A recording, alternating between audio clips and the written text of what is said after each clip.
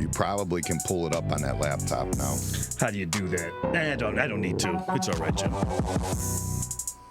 like the theme music. Is this original? Jimmy, he's just being a cheap ass. You know, I'm like, damn. You heard it here first. I picked this somewhere on our podcast. Right, we're the best. You know, they say people that cuss are more honest. So I'm an honest motherfucker. Put the fish away, Reggie. It don't even hurt to give birth anymore. Not for me. Nothing to it. Okay. Let's do it. Come on. I'm ready. I'm ready. I want to do it. I wear a thong. I got one on right now. You want to see? Jimmy and Geek. Madhouse Bar Talks, baby. That just a bunch of shit, if you ask me. That ain't make no sense. All right, we're doing a special podcast today where we're going to interview Lorain County Prosecutor's own JD Tomlinson. Thanks for having me, Jimmy. Welcome to the show. Thank you for coming in. I Absolutely. really appreciate it. I've been wanting to for a while. Yeah, this is awesome. Tomorrow's the big day, so Tomorrow's a big day. You're getting it just in time. I am. I'm happy to be here, brother. Now, what in the world made you go into the because you were in the private sector, right? Yeah, I mean, maybe it was a mistake. I don't know. I could tell you that what really happened was I did defense work for like 15 years, and I didn't want to work for a boss. I wanted to be my own boss. And so they made a pretty easy decision to kind of put my own shingle out. And I did that, and I really enjoyed it. I mean, I enjoyed the defense work. Maybe it's because I was always kind of for the little guy. Yeah. And I enjoyed that camaraderie that happens, believe it or not, between you and the defendant. It's kind of you guys against the world. And I believe in it. I believe that everybody deserves counsel. But what about when they're like, they're like, this dirty motherfucker? Like, I mean, right? Well, you know what the funny part is? You don't really think of it that way because when you get involved in the practice for so long, you start to realize that it's very difficult to know exactly what happened. Now, you realize that the vast majority of people did something. Do you know what I mean? They wouldn't be there. But what you start to realize is that it's hard to believe, it's hard to know what the truth really is because some of the witnesses in this case are defendants in other cases. You know what I mean? Yeah. And so the credibility of the witnesses are difficult sometimes. Some of my clients were very good at telling me what they thought occurred, and sometimes it was consistent with the evidence, you know what I mean? So, but yeah, I mean, I was not naive. But there was some, right, that you're just like, oh man. You know what? There might have been some that I disapproved of the actions they were taking, but it was never where it affected the way I represented them because I think in the end, defense attorneys, they want to win. Yeah, you just want to win regardless. Yeah, you want to win. I mean, and you believe in the system that, hey, it should be difficult to convict somebody of a crime. It shouldn't be easy.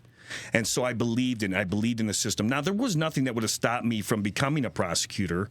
I would be fine with both sides because if you believe in the system the way it is, then parts are interchangeable. Yeah, you know what I mean. Yeah, absolutely. So if you believe that everybody deserves counsel and they deserve to have a prosecutor and the citizens deserve that, it's an easy decision to go back and forth. Lawyers don't think of it in terms of that it's a big deal to go back and forth from doing defense work to prosecution. Because they believe in the system, which I do believe in. I do believe in it. But back to your question about guilt, yes, I was not unaware of the fact that most of my clients had problems, when it comes to the evidence. But the way I like to describe it is I did have innocent clients at times. It wasn't a lot of clients that were innocent, but it was more than maybe the average person would feel comfortable with. Okay. Because it's kind of easy to go in and get charged. Well, and you're in Lorain County, so there is there's a lot of just bullshit crimes. Honestly, there is a lot of it that goes on in Lorain County. Well, you know what? It's almost everywhere, though. I guess I'd like to maybe, I don't necessarily agree that it has to do so much with here. I think there's a lot of places where maybe people disagree with what people are charged with. But what I can tell you is that the thing I found about the system was most of my innocent clients were filtered out. Because what occurs is someone's charged. I would always do my due diligence. I'd find out these witnesses. I'd always talk with the alleged victims, find out what's going on. And then with innocent clients, you start to produce evidence that shows their innocence, exculpatory evidence. You start developing it. I would have witnesses come in and sign affidavits, for example, on something that contradicted the state's evidence. And then once you provide enough of that to the prosecutor's office, typically when you get a really just and righteous and ethical prosecutor, they start to go, we've got problems here. Sure. So most of the times, the cases where I thought I had an innocent client, they would be filtered out and dismissed. That's always my big fear with prosecutors. Like you said, as an attorney, you want to win. Yeah. And that's a prosecutor as an attorney too. And sometimes I feel like there's some tunnel vision that goes on with some of them. I'm not saying No. I think the vast majority of them don't, but I think that you're right about that. And I think what happens, Jimmy, is that they have a different standard than I do. I'm supposed to zealously represent my clients. They have to seek justice. That's different. Do you know what I mean? Yeah, so they have a different. There's different standards for them. You know, like my job is not to win or lose now. Right. My job is to seek justice. So if that means dismissing a case that I think is bad, then I do that because I think it's just. But defense counsels don't necessarily have that duty. Theirs to zealously represent. Yeah, right. So there's a little bit of difference. Yeah. So, I mean, do you think that's what happened with the Nancy Smith and the Joseph Allen case? You know, I think it comes down. That was a very interesting case. So I'll go into a little bit of the history of it. The case occurred in '94. Right. I didn't start. I was 13 at that time. But and I don't recall it as a young kid. And obviously I was in Fireland, so I wasn't in Lorain, so I didn't really hear about stuff. But in 2009, 2010, when I was a young practicing attorney, maybe for about 2 or 3 years, I started to follow the case because it became relevant again. Okay. There was some legal matters that were maneuvering that were going on in that case. And Jim Burge was a mentor of mine. And so I was following what he was doing. And what interested me the most is he found a problem with the sentencing entry that allowed him to kind of reopen the case. And so what he did is he took that as with the opportunity to review all the evidence. And what he did is he acquitted them after reviewing the evidence. Now, that was appealed by the state of Ohio. They didn't agree with his decision on that. And that's when he was a judge. That's when he was a judge. So he had acquitted them because what he had came to the same conclusion I came 2 years later is that there's just no possibility that they committed this crime. And I don't think there's any real possibility that a crime even occurred. Okay. And so he found that, and the state fought him every inch of the way. And then once it got to the higher courts, it was determined that through the Supreme Court that they disagreed with him. But he did have judges that agreed with the way he was doing things as well. So what interested me the most as defense attorney is I knew prosecutors well enough to know at that point is, okay, they've got an order now from the Supreme Court stating, hey, put her back in prison. Put both of them back in prison. And there was no need to negotiate because they didn't the defendants didn't have any leverage. It was, hey, put them back in. That's it, right? So the fact that they were negotiating with the defendants and eventually allowed Nancy Smith to be free with credit for time served, and she had to plead to certain cases. And then Joseph Allen had to go back to prison, but he had a determined sentence, I think, of 10 more years or something. I thought, well, why are they negotiating? If they really believe they committed these crimes, there's no negotiation. There's no negotiation. Yeah, if you really believe that Nancy Smith and Joseph Allen did the crimes that they were alleged to have committed, there's no way you would ever think other than, hey, they got to serve every day. Sure. Yeah, absolutely. And so I was fascinated on why is that happening, and I didn't understand it until I got involved in it. So I was kind of fascinated with that case, and then when I ran the first time, I think I made some statement at one of the debates that I was kind of interested in reopening that case. That caused some controversy because that case is controversial. Although after you review the case, it's not controversial at all. But so what happened was when I got elected in 2020, I go, I want to see what's going on with this case because Joseph Allen was still in prison at the time. So I got about 2 investigators that had 50 years of experience together. I mean, Buddy Seivert and Steve Zacharias. Buddy Seivert's a longtime LPD guy. He probably has 50 murder cases that he's handled. Just extremely diligent and smart investigators. And I also took a young attorney from the office that didn't have any kind of attachment to the case, wasn't from the area, because I wanted objective minds. That's good, yeah. And so, and I hope to come to a consensus. So we reviewed that case for about 4 or 5 months. And what would happen is the investigators would go forward with the evidence, and then I would trail behind them. And so I was looking at the evidence after they looked at it. And they would clue me in on certain things that they thought were important. It took us about 4 or 5 months, and what really baffled me, Jimmy, was the fact that throughout the first maybe 3 months, all I was reading was exculpatory information. It was all evidence that would tend to show that these people committed no crime. And I'm thinking, well, when am I going to get to the evidence that shows that they committed a crime, right? And what you find is that what happened was that the officers they were always trying to get it right. But the story started to change after time. So initially in investigations, the truth usually comes out early because people don't have time to commiserate, right? Okay, yeah. So you usually get the truth normally in the first couple times you interview somebody. And then what they had determined by a man named Detective Cantu, he was the first detective on the case, was he was unconvinced that any crime had occurred. He thought it was a very problematic case. And so what happened is they told the families, there was a woman that kind of was leading the charge with her daughter, and they kind of told them, hey, you guys can't be meeting and discussing the matter because it's gonna pollute the investigation naturally. Sure. Well, she didn't pay attention to that, and she started meeting with the families, and all of a sudden the story started changing. Went from we love Nancy, we didn't, nothing happened, to then, all this, alleged molestation happened in the basement, in Joseph Allen's basement. She would allegedly take them there with a bus. And so the story started to change, not because of anything I believe that the police were doing wrong. The story was just starting to change, and they weren't paying attention they weren't abiding by the police officers, asking them, please don't meet. So you could see in the evidence, you could see it change as time went on. You could see the evidence. So they said that they took a bus and took the kids to Joseph Allen's house? So where were they supposed to be then? At school. And so, but the records would show that none of them were really ever absent at the same time. Do you know what I mean? Okay. And so, what occurred was. But none of the teachers at the school were accused of it? No. It was a kind of an out there kind of allegation that, you take these school bus right on Broadway. You park it on Broadway. You have the kids exit the bus into the alleged defendant's home.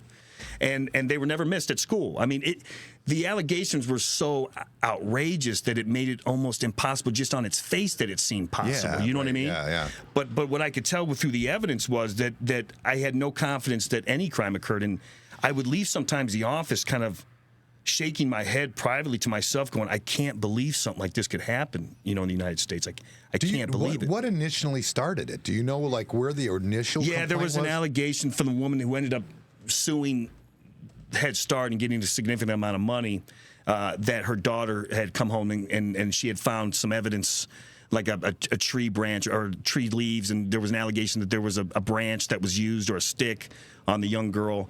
However, that young girl went to got a pelvic exam, and the pelvic exam was completely normal. No, you're kidding. Yeah, so what happened was it started off kind of like that, and it started growing like wildfire. And I can imagine the amount of pressure that law enforcement was under at the time. I can imagine was significant. Do you know what I mean? Well, and that's during that time frame too, where they didn't know how to interview victims, and all those different daycares right throughout the country were getting that because they were doing like the dolls wrong, and they just didn't understand what a kid. They didn't understand was. the psychology. Yeah. Because it was good faith, I think, almost all the time. But they just didn't understand how to interview. And you talk to these investigators now, and they'll admit to that. We didn't know how to do it. You know what I mean? And we just thought we asked it. Yeah, I mean, they were in good faith trying to figure out why these kids were saying this, and they said it was too. It was part of that was because this is the first time that mothers weren't really watching kids. That's an interesting point. In the late 70s to the early 90s, that's like when you first took women out of the home, so then all of a sudden there's daycares and things like that are so that was a big contributor, and they had no, they didn't understand it yet. You're right, and obviously, I think at the time they believed, well, if a child said it, it had to be true. Sure, especially like how would a child know about certain, sex phrases or something that the language that has to do with sex, and so I think that was contributing to this kind of perfect storm that was happening. And so, it's funny, Jimmy, I go home and I watch real, crime stuff when I go home. You know what I mean? Really? I love it. I can't get enough of it. I mean, I deal with it all day, and I still go home and I watch it because it still fascinates me, the human. Which one's your favorite? Oh man, I like them all. I like the Netflix ones. I like anything. I like what's the one, Forensic Files. I like those still. There's some that are better. I get into those a lot, and so when I get, and I'll especially get into the ones where they talk about innocent people that have been exonerated, and I still have yet to see a case that's anywhere near this bad as far as that there's no way this should have happened. What about The Making of a Murderer? You know what? That's an interesting one. That was, and then years later there was another film that was produced just recently by the young conservative pundit Candace Owens. Yeah. Where she has another documentary basically arguing that they did get the right guy and that the documentarian didn't present you with all the evidence. Now, I don't know. I haven't seen that one. So it's very difficult to know. So wait, as a Democratic candidate, you're admitting that you watch Candace No, I think I just admitted I didn't. But you know what? To be fair, Jimmy, I think you probably know this about me. I'm very open to different sides. That's wonderful. That's the way you should be. Yeah, I'm very open, especially in cases like that where there's objective evidence that you can show me. You know, if you show me that with data and evidence that you're right and I'm wrong, I'm very quick to admit that. But so what happened with this case is it was just the worst case I've ever seen, and what makes it really dangerous is that there was a lot of evidence, voluminous amounts of evidence that was not handed over to defense counsel. And so you get, when you read the trial transcript, you go, okay, well, I guess I could see somehow maybe that this could, and then but if you know the whole case, you go, well, the trial transcript didn't include any of the exculpatory information because the defense counsel didn't receive it. Jeez. Do you know what I mean? So it's completely two different investigations and two different transcripts. You see the real evidence, then you see the stuff that's at trial. And you know that they didn't get presented with it because, A, I know that intimately, I know that that's true. And secondarily, you know that the defense counsel would have hammered on those things. So you're like, wow, I mean, really, there's a lot of evidence that was not handed over. Who was their defense attorney? It was Jack Bradley and Joe... Man, what was the former county prosecutor? Gosh, I can't believe I'm forgetting his name. I'm having a. Anyways, but there was two counsels. Each one had a counsel. Okay. Joe Grunda. I'm so sorry. Grunda. Yeah. That sounds familiar. Yeah, Joe. And so they were kind of fighting with their hands tied behind their back. Well, yeah, if they didn't get the information. Yeah, and so they do receive criticism. And Joe, rest in peace. He's been gone for a little while, which I really enjoyed my time with Joe when I had it. But they do get some kind of unfair criticism because of that. Now, whether they could have done a better job with the evidence they had, I don't know. Do you know what I mean? But it's the scariest case I've ever seen. And to really get to know Nancy the way I have, and to understand that not only was she victim in this and did 15 years for a crime that never even occurred. So it's imagine not only were you not the one that committed a crime and a crime occurred. Imagine no crime ever occurred. Yeah, that's even worse. It's even worse. And so she did 15 years. He did 25. A lot of people forget about Joseph Allen, and he did 25 years. And it's interesting because I'll get people that come up to me in Giant Eagle and they'll talk to me about the case, and they'll always say, well, Nancy Smith. And I'll say, and Joseph Allen. Do you know what I mean? Like they and he had it worse. And he had 10 more years that he did. Yeah. And so when you get to know Nancy and just not only. Oh, I could go through the evidence for days about the inconsistencies, but when you get to know Nancy, it's just such a tragedy on so many levels. And not only that, she had young children at the time, and you get to understand that their story was never really told. And Amber and Courtney and all these and her children, they lost their mother at like 9, 10 to 15 years old. And Bradley's a good attorney, so. Or he was a good attorney. I mean, now he's a bad mayor, but no. I'm just I don't know. I don't live in Lorain.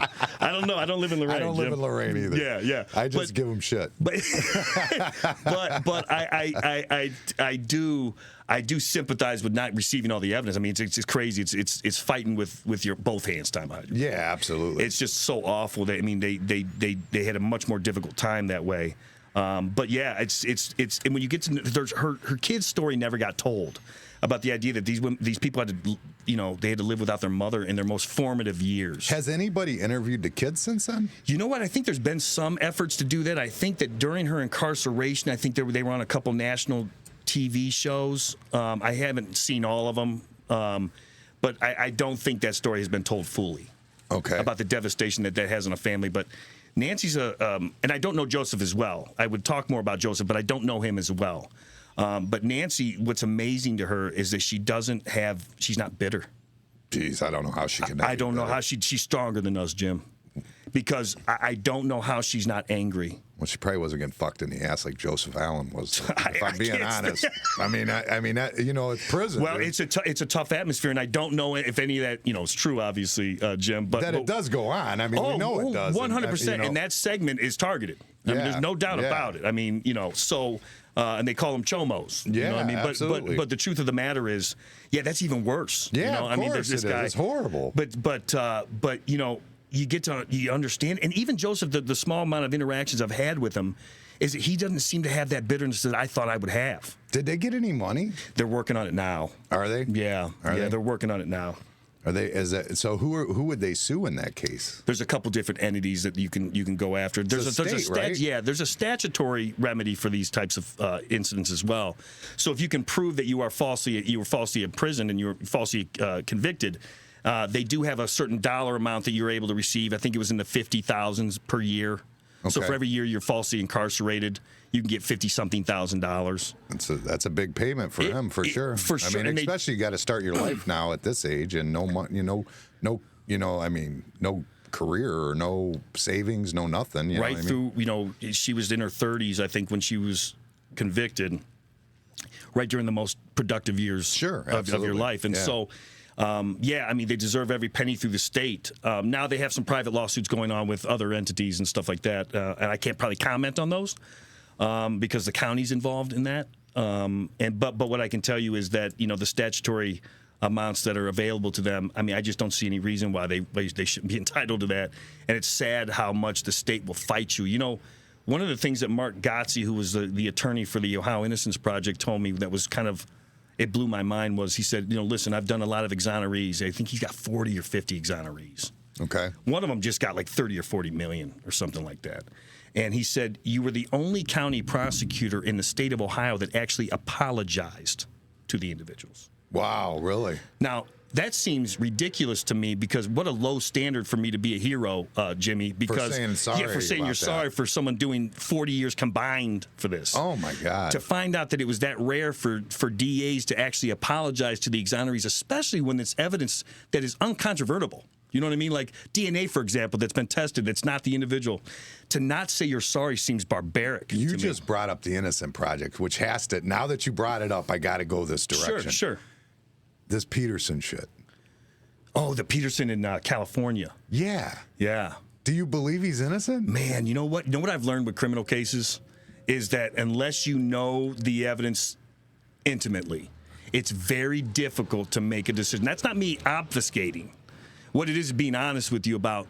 I've seen documentaries on it, but I haven't sit and actually looked at all the evidence, so it's very difficult for me to say one way or the other. But when it happened, when it actually happened, do you remember it? Wasn't it like maybe 2006 or 5 somewhere in that range. I do recall it because it had national. It was national, and he was out fishing when he was. The shit just don't add up. No, dude. I mean it's. He seemed to, and I think that he had the girlfriend and a girlfriend instantly. Yeah, and I think he had made some statements to her over recorded lines and everything like that. And I think he was like with her before it happened, like almost like he was getting rid of the old trash or something. Yeah, and it was really, I mean, the documentaries I've seen and the evidence I've seen is pretty damning. Yeah. But I don't know what the other side's producing. I've learned I remember there was a case in Lorain County, and I can't remember which case it was. It was a high-profile case. It might have been the murder case out of Vermilion. Do you remember the woman that was charged with murder? Jack Bradley actually represented her. She was charged with murdering her husband. He was involved. Like some kind of sex toy shit. Going there was on some pretty. It was pretty salacious. But I remember that case was going on, and I think it was like 8 or 9 years before she was actually charged is when the murder occurred, and then they charged her 8 or 9 years later. And I remember that I was busy trying to make a living, during that time, and I wasn't really following it. Although I had known the victim in that case, the gentleman that was killed. Okay. In high school, he had a tree service. Okay. And guys that I were friends with used to work for him, so I would see him every now and then. And he was an out there kind of guy. I mean, not that I'm saying he deserved anything, but he seemed kind of like a violent guy. But I remember someone had come on to Facebook and they said, "Well, JD, what do you think of the case?" And I said, something revolutionary, Jimmy. I said, well, I don't know. I haven't been in the trial. I have no idea what the evidence is. And they were kind of flabbergasted by that answer. And I'm thinking, well, that seems to be the most rational answer I could possibly give you, man, is that I haven't seen the evidence. Yeah. So what that shows me, though, is that the public can be very quick to judge and not really see the evidence. And that kind of scares 100%, me. It scares me a little bit. Because I think you got to know what you don't know. Okay, so then if we now were you around when Frank got in trouble down here at the Maple Inn, or was that before you? Frank. Yeah, Frank down here that owns a Maple Inn, the one that was like that was before I was county prosecutor. Ask you about it then. That was sick, man. I think I recall that case. That was nuts. Yeah, that was a horrible one. Yeah, his son had taped him I think he recorded making his some son confessions. his that stuff too, but I think his son had got. I thought there was some kind of confession. recording. Maybe He called him and said that he watches them still or something. The tapes. I can't remember exactly. I'll take your word for it, but I don't recall that case really well to speak really at length about. Oh, that was sick. It was. I mean, you said something about the sickness. So I don't know. You have no idea what's going on in these houses. Oh, it's you have no idea. Well, we learned. I'm that lucky I live alone with Ariel Castro. Did you drive through there after that happened? I did. Because I'm one of those guys that likes to see crime scenes. Close. Unbelievable. So close. They're Me and like my wife this. drove. Oh yeah. How can you have three? It's the psychological warfare that he was that he was using with these. I mean, he would leave and then not leave. Yeah. Do you know what I mean? To make see if they would come down. So they never really knew if he left or not. Sure. Which was a pretty effective tool probably for him. But I remember going and seeing that crime scene. I have a weird kind of hobby. When you went, was the chain link fence around it at that time? You know what? I think I had seen it before they demolished it. They demolished it now. Now it's like a park, like a green space. Yeah, I went immediately, and they had put a chain link fence around the whole property to keep people from going towards it or whatever. Yeah, because there's a lot of weirdos like you and I. Yeah, we were just in a convoy going past it. Because it's so fascinating. Oh, yeah. I remember that. Do you remember the serial killer in Cleveland? I think they call him the Cleveland Strangler or whatever. The gentleman that was on probation at the time. He killed like 11 or 12 people. Yeah. Do you remember that case? Yeah. Well, I remember driving by that case, and that is very similar. It was over on Kingsman. Yep. And I remember the houses were like it seemed like 6 inches apart. They're not, but. And I remember the detail that really. I was living in Lakewood at the time, so I was a little more interested in what was going on in Cleveland. And so I remember going to the crime scene, and I remember how close the houses were going. And I remember one of the details was everybody in the neighborhood could smell something. Yeah. I don't know if you recall this detail. Mm-hmm. And they all thought it was like the meat processing company that's right next to their house. So this meat pump, if I remember correctly, the meat processing company spent thousands of dollars trying to dig up and find out what in the hell was going on. Why was it smelling so bad? Meanwhile, it's the decaying dead bodies next door. Well, that was John Wayne Gacy too. Same thing. His house would stink real bad, and people would talk about it, and he kept dumping lime in the basement and all that type of stuff. It's like Jeffrey Dahmer. That was his excuse. Well, I got meat that's, Yeah, that's spoiled. It's spoiling, Same thing. And have you ever had, my mom one time left a tube of turkey in the trunk, and man, it's bad. It is bad. It is bad. Although, you know what? I had an uncle that was murdered. And when I was a young guy, I was in high school, and it was 99. And it was a fascinating story. If you ever have a chance, it's a really interesting story. But I went down there and would search for him while I was in high school. And we had searched the whole damn county. I mean, we were searching everything. And we would tie ribbons around the trees so we knew where we had searched. The whole place was full of ribbons. And it turns out we thought the killer would kind of try to drive close nearby and try to drag his body as far as he could in the woods. Turns out he kind of did the opposite. He went as kind of far from the scene as he could and dropped him on the side of the road. But I remember going there days after they had found him. He had been decomposing for several months. Once you smell that smell, you'll never forget it. Oh. And it's completely distinctive of any other smell. I worked at CMHA housing when I was young, and there was a woman died on a toilet. Nobody found her for like 2 weeks. Oh, my God. And I had to go in, and there was a toilet that had the blood going down the side of it and stuff. We had to get rid of all. Cleaned it up? In there, yeah. So I went in there, I dumped bleach on everything, smacked it with a sledgehammer, and we shuffled everything out of her. But that smell was in my nose for like probably 2 weeks, and the box truck that we would use for the construction, I don't think it probably still smells to this day. It was so horrific. So you've smelled it too. Oh yeah, I mean, it's something you can never get out, and I think that if I smelled it again, I would recognize it immediately. Yeah. And I remember seeing where he was, and the interesting thing is the motive for this murder was that there was a rumor that my uncle had like $8,000 stuffed in behind a Jeep, one of his cars. Yeah. He had a Jeep Cherokee and he had a Jeep, what's the other Jeep? There's a Wrangler. He had a Cherokee and a Wrangler. Right. Well, the individual that killed him had him meet him at a bar. He ended up driving away with him, and then he came back and he shot him while he was parked in a stone quarry across the street. And there was an eyewitness at the bar that watched the shooting. And then my uncle was pushed over to the side. The guy came over and got into the Jeep and took off. Well, it turns out the money was in the wrong Jeep. So this guy killed my uncle thinking he was going to get $8,000 is somewhere in the Jeep, but it was hidden. It was in the wrong Jeep. Wow. He picked the wrong Jeep, so he killed him for nothing. Jesus. Yeah, I mean, it was a fascinating, and my uncle was like 30. Oh, that's sad. Yeah, it was really crazy. horrible. But you see what that violent death, what it does to a family, is significantly different than accidental or natural causes. There's something about a violent death that is different, the effects it has on a family. Really? The anger seems to be different. Do you know what I mean? Because you can kind of explain away an accident or you can explain away a natural death, but when someone violently kills your family member, it's a different Yeah, and if they're dynamic. like my brother who overdosed, like I'm mad at him. Yeah. You know what I mean? And I have a right to be mad at him. I'm mad at the guy that sold him to him too. I know. But, you know, I mean, I'm really at the end of the day, I'm mad at him. But if somebody else had killed my brother, that's a whole nother story. Especially if I think they're walking around, yeah, I'd be real pissed. You know, I have a grandfather that was a kind of a rebel, right? He was a small guy. He was like 5'7" and probably weighed 140 pounds, soaking wet. And I remember my dad would always just give him a lot of respect, and I always loved him and respected him too. And I always asked him, like, you know, what's going on with Grandpa? He's like, don't mess with Grandpa. You know what I mean? Like, he was one of those guys that from Tennessee, man, that took justice into his own hands. Yeah. You know what I mean? And he had that reputation as being fair, but you know, don't mess with him. And I remember talking with him when we were searching for my uncle, where he would say stuff like, you know, JD's, there's ways to get people to speak.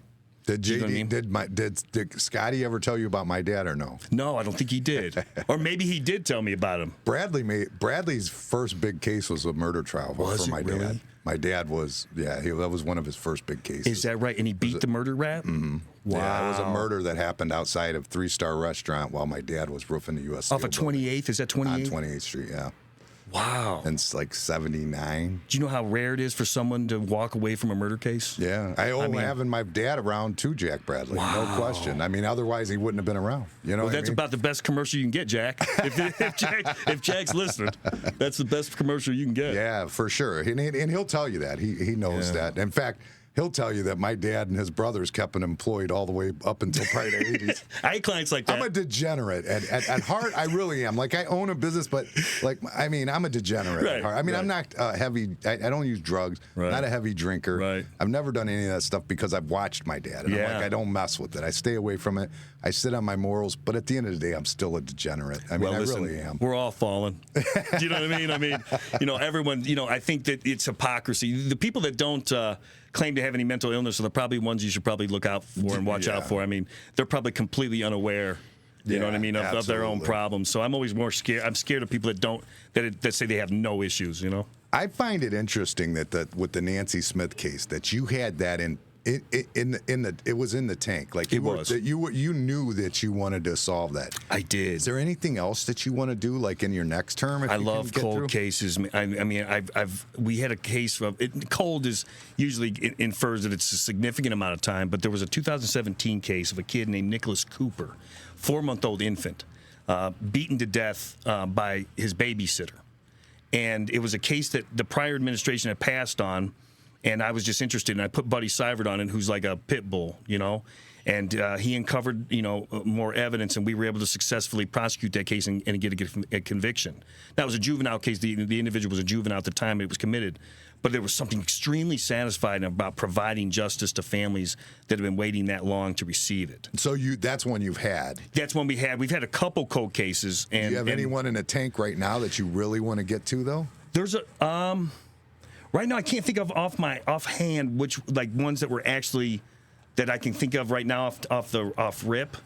But I'm always open to it. So when someone comes to me with new evidence, I'm just always open to it. Okay. And we've got such great investigators. My investigators, I can't say enough about. I mean, I chose guys that were talented. They were cops, so that the rank and file respected them, and that was important to me. You have a pretty good team around you. I mean, the whole team is pretty. I mean, it's really the who's who of the law enforcement. Yeah, I mean, it's really. Jimmy, I got astounding. lucky. I got lucky that they want to work for me and they want to continue working for me. I mean, you know what? Part of when you asked about how I got into politics, really what happened was, you know, doing defense work, you became extremely close with law enforcement. Believe it or not. Really? Because I would see him in court all the time, and I always knew the value. I was never one of those defense attorneys that was disrespectful to police or tried to embarrass them. Do you know what I mean? Now, if I had to do some kind of cross-examination, I was willing to do it, you know, if it was valid. But I wasn't the type that disrespected police. And sometimes you get these true believer defense attorneys that kind of view police as the bad guy. Yeah. And I don't view it that way. So I was able to really develop relationships with them. Are you sure you're even a Democrat if you like police? I mean, I'm a pretty conservative one. I mean, let me break down my political philosophy in 2 words. Okay. Maybe a couple more words. I don't know. I'm pro-labor. Okay. Because my dad was a union man. My mom was involved in unions. My mom was a school bus driver, which was difficult because I had spies all over the place, school bus drivers, And then my dad was like involved in excavating, and he was involved in union work. So I was always very much for the working man.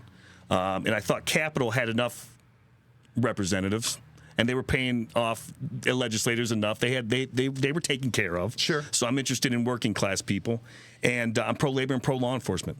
I think you should have a livable wage where you have a nice neighborhood, and you should have plenty of police to patrol those streets to make sure you're safe. Okay. And whatever that is what I am.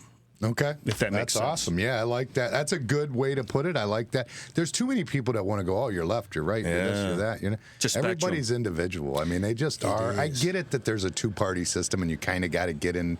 You got to get in bed with somebody to get it to get it going. But it's just.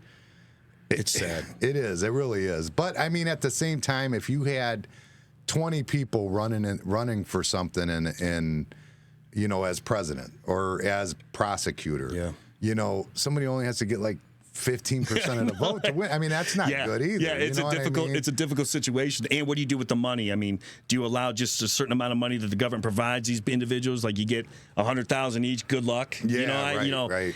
There's a couple criticisms I have with district attorneys in Lorain in the state of Ohio. I'm not sure if these rules apply to every state, but I know they apply here. I can receive unlimited funds. Okay. Which means there's no cap on what you could donate to my campaign, which is problematic, I think, for me. Ethically, I think, how can the chief law enforcement officer of the county receive unlimited funds? I mean, how is it that you can answer that for you because you guys voted it in?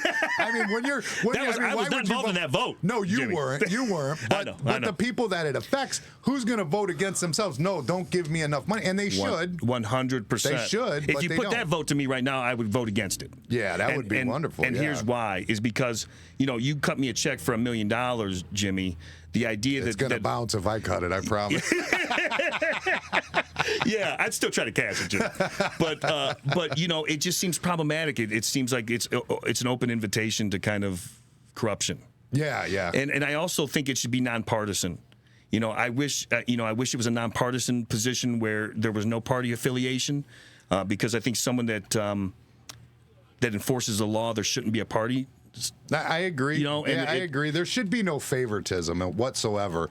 And it first of all, when like as a prosecutor, like for me and you, we're good friends. Yeah. As soon as I stab somebody in the throat, you're distancing yourself from me. That's a fact. It don't matter what party you're in. Yeah, well, and that's just the kind of the way it works. I mean, but there are people that kind of like, well, did he really? Because they're on the same party line. You know what I mean? Yeah, and I think it would alleviate that appearance of impropriety. Sure. Yeah. But what's funny is, I find it interesting. People think that when they give to politicians, you just kind of alluded to that. But I think when they think they give a lot of money to a politician, that brings them closer to the politician. In fact, I think it takes them further away. Because you give me a bunch of money, I got to stay away from a case that's involving you. Yeah, that's fair enough. Do you know what I mean? Yeah. So I think it's interesting where people think they're getting in closer with politicians. I know some in the prosecutor's office. I think maybe in the Senate it's not working that way. Yeah. I don't think so. Yeah, but I think that I think in general sometimes it doesn't produce the results that the donor believes it's going to produce. Sure. Yeah, and rightfully so. Yeah, and that's the big PACs and everything. That's a whole. That's where I would sit on what I would call. I wouldn't even call it like more because Democrats don't stop that. But I would sit more with like a Bernie Sanders. Like he's right. That's got to go away. It does. There's just too much money. There's no reason. And a perfect example is that. What's the guy that had the stroke in Pennsylvania? What's his name? Fetterman? Oh, yeah, Fetterman. Yeah, the senator. Yeah, he was talking about running for senator. They're spending $300 million on the campaign for a $170,000 a year job. It's unbelievable. But yet these guys leave office after $170,000 job, and they're multimillionaires. Yeah, and they become lobbyists. Yeah. You know what I mean? That makes no sense. And the idea, and this is bipartisan argument, is that the idea that that Congress should be over here like playing the market all the time with insider information. Oh, yeah. It's crazy to me too. Yeah, there's like somebody out there that says they just pick what Nancy Pelosi picks. Right. I mean, I find that And I think position, that quite happens on frankly, to both be sides. 100%. Yeah, I think I think that's a problem with both parties, but it's so glaring to me. It is. It's horrible, and it's a slap in the face to Americans that are struggling or trying to get by and all that stuff. That have no access to inside information. That have no access to it, and not only that, just that you're talking about insight. I think it might even be directing their decisions. It may very well be. I mean, that's the problem with it. And I think that's where it comes, where they're making a decision based on the fact that they know that they're going to make X amount Their on stock's Apple gonna if rise. they run with, you know what I mean? If they allow something to, to go, I don't know, any further. I think a lot of the term that I'd heard for that type of system is plutocracy. It's a plutocracy when money really runs everything. Do you know what I mean? Yeah, absolutely. And so that's something that I've always been interested in is the amount of influence of money and just the blatant influence of money. It's not even hidden. I mean, it's right down in front of you. I mean, how can you trade on stocks when you know inside information? I mean, and how is that debatable? Yeah, no, it shouldn't even be close to debatable. Do you have any aspirations to go for that farther, for state at least, or? You know what?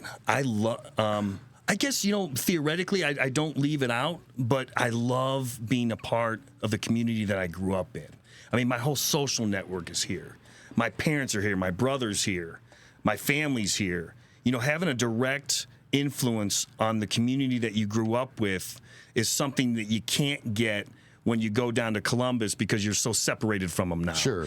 And I remember I met Mike DeWine. I got an invite for the county prosecutors to go down to the mansion. Of course, I took the opportunity, and I went down there, and I spoke with the governor, and he said, JD, stay as county prosecutor. He's like, it's the best job I ever had. Do you know what I mean? He's had every conceivable office, and he told me, privately, you should consider staying where you're at. Yeah, because he don't want you to come after his job, because he's shit. I think he's termed. I think at least he's termed out, though. I Jimmy, was so upset. I was so upset with him with the pandemic with. What was her name? Oh, Amy Acton. Acton. She has political aspirations too, doesn't she? I hope not. I'll make sure I don't vote for her. That's for sure. I mean, I just was not happy. I've liked most of his policies. Yeah. But I felt like that was handled wrong. I didn't like. We needed somebody strong to be there with us, stand with us, like many other states had, and instead we had Amy Acton crying on TV. I mean, that's scary shit. It scared me. Well, it doesn't. It's like, oh shit, my leaders are crying. What the hell? You don't want to go into war when the general's crying, yeah, right? But yeah, I mean, that was such a confusing time. You know what I mean? Like, that's such a difficult time to even wrap my mind around now. What occurred?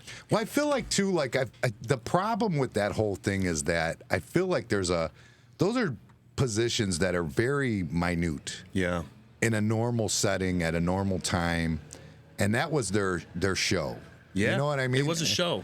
And I feel like that was part of the problem. Like they're almost like they're I hate to say it, but I think they're just showboating, like trying to be bigger than they are. You know what I'm saying? Like I feel like that's what it was. I could be wrong, but that's what I feel like it was. I mean, political theater is definitely out there. Yeah, I mean, but she wasn't even a politician. She was elected, or she wasn't elected. She was appointed. No, I think correct? she was appointed. Yeah, I thought she was running for office recently, but I could be wrong. You might be. I thought I read that somewhere, but yeah, I just remember being that time, and I remember being in West Virginia.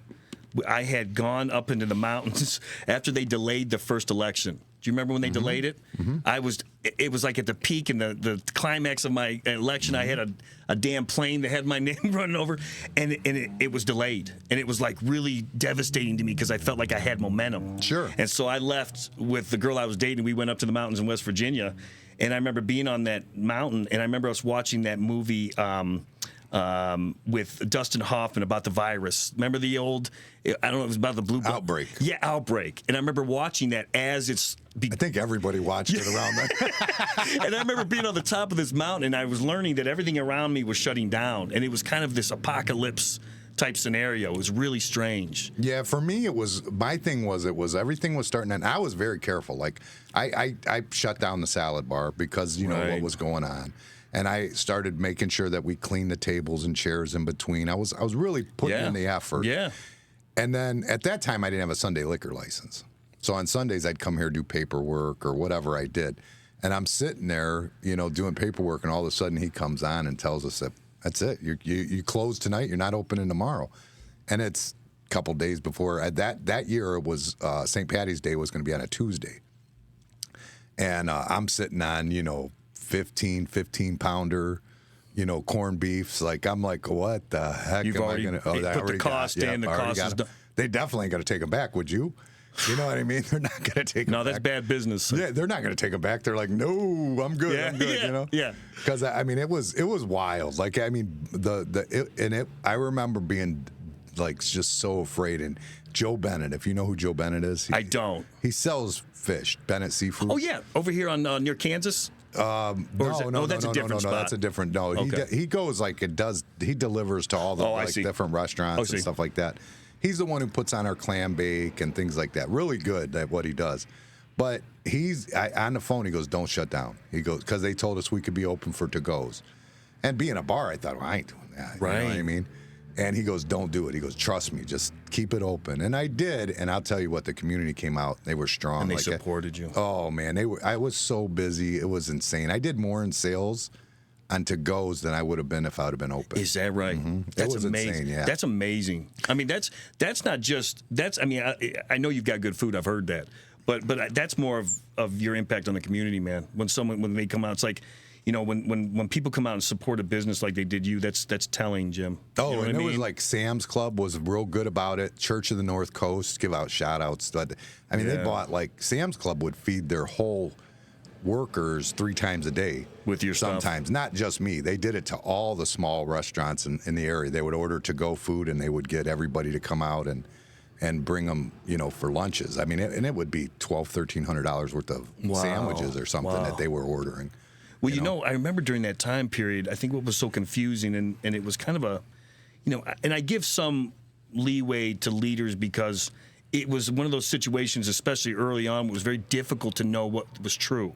Yeah, you didn't know. You didn't know. And so, but I remember at some point, the rules seemed strange. Like I had to wear my mask going into the restaurant, but when I sat down, I could take it off. Right. Like they started to become kind of where it was like you start to go, well, I don't understand. Well, one of the problems I had is when we first opened, and I had the patio, so I was one of the very first to open.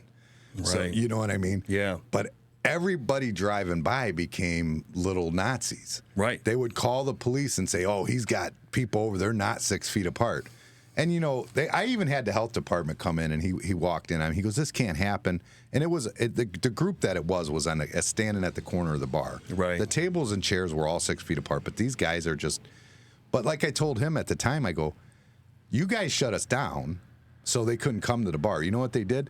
This whole group was 2 streets down in somebody's backyard having bonfires and been with each other the whole time. Now they're coming up here. I'm finally getting their business because you took it from me. And now you want me to tell them that they can't stand next to each other? Go back to standing next to each other down the street? Yeah, it doesn't make any sense. You started to get those, and then it's created this this probably justifiable critique on, well, what are we doing here? What's really going on? And I understand that. I understand that issue from both sides, to be honest. Oh, I do too. I do. At first, I was nervous. I get it. I understand that. I do understand that. But I think that you should have been more careful about it. And I think you should have not, took funerals away and stopped people from seeing their elderly parents that were in nursing homes and things to that nature. Some of that stuff was heartbreaking. Oh, it was. I mean, we had one of our regulars at the time died. Right before we opened back up, he died, and none of us could go to the funeral. This guy came in here and was here open to close from 2017 when I opened until then. Wow. And we were not allowed to go to his funeral. Weren't allowed to see him when he was in the hospital. And it becomes family here. Oh, I'm assuming, right? This is family. My son cried. I mean, when we were shut down, he would come in because he lived up the street. He was like just laying around in his, and now I got to admit that I'm breaking the law, I guess. But my wife went and got him. My wife went and got him and said, "You're not sitting in this house. You come down here and you can help us at the bar." She said, "Put a Madhouse shirt on. You can go out with deliveries with me to keep me safe, things like that." So he'd come down and he would sit with her, help her deliver food or anything. And then when we didn't need him, he would sit and play darts with my son. So him and my son spent the whole shutdown just playing darts together. Wow. So it was heartbreaking for him. I mean, that was his first loss in life. You know what I mean? You know, I'm lucky. I've had loss, but I haven't had someone that was so close to me yet. My grandparents I really loved, but they lived in Tennessee. Yeah. So that distance creates separation. You don't get to know them real well. And maybe it heightened the around my grandfather. Maybe it made him a bigger figure. Yeah. Because he's this guy that's kind of like you hear about him, but you don't really know him that well. But loss is just really extraordinary, and life's about dealing with loss. Really, I mean, in the end. But so you grew up in Amherst? No, I was born in Elyria, and we lived briefly over near LaGrange off of Indian Hollow. Oh, okay. So I was born in Elyria. We lived the first couple years of my life. My dad had this little farm. He was a construction guy, but he liked having little animals. We had sheep and goats and stuff and chickens. I think there's pictures of me walking around with like a fake gun in my diaper. You know what I mean? and my brother. I'm lucky. I got a brother that's 16 months younger than me, and he's real cool. His name's Travis. And so I was lucky to have that brother that was real close. So we had a really great upbringing. But then we moved into Elyria, the city of Elyria. Then I went to school at Ely. Yeah, I went to school at Ely from like kindergarten to fifth grade. And then once I got into fifth grade, my family moved out to Fireland School District, so I lived right near the border of Erie and Lorain County. And so I went to Firelands High School, and I graduated in '99. But I got lucky. I had a wonderful upbringing. There's sometimes I joke around about the fact that memories are usually created by traumatic events, and the fact that I didn't suffer much trauma in my life leads to me kind of not being able to remember very much of my childhood. I just knew I had a wonderful one. I was an athlete growing up. Obviously, I wasn't good enough athlete, Jimmy, to be a pro. But I was lucky that I had a father that was very honest with me and said, "Hey, listen, man. You know, you're a good athlete. You're not a great athlete. You're not 6'5". And so he's like, stick with the books. And so I was lucky to have that, even though I was very interested in sports. And then, but I was competitive not only on the field, but I was real competitive in the classroom too. And so I was always trying to get the best grade and trying to really work hard. I think I was more of a hard worker than I was some high intellect. That's kind of where we live right now, right off of Grafton Road. Oh, do you? Yeah, that's where me and my wife live, yeah. My parents live on Banks. Oh, really? Okay. Yeah. But so I grew up off of, where Sheffley's Garden is? Mm-hmm. Over there in Birmingham? Yeah. I live like 2.5 miles from there. Oh, okay. Awesome. Yep. Yeah. And went to finals, loved it. And then I ended up going to Lorain Community College because I didn't know where I wanted to go to school, and they were offering me free tuition. So I went to Lorain Community and loved it. I really love it. I mean, I advocate heavily for Lorain Community College because it's so affordable, especially for people that didn't get scholarships like I did. But I think I still had that attitude where I wanted to go out and experience college. So I then my second year, I went to Miami of Ohio, which is a pretty conservative school.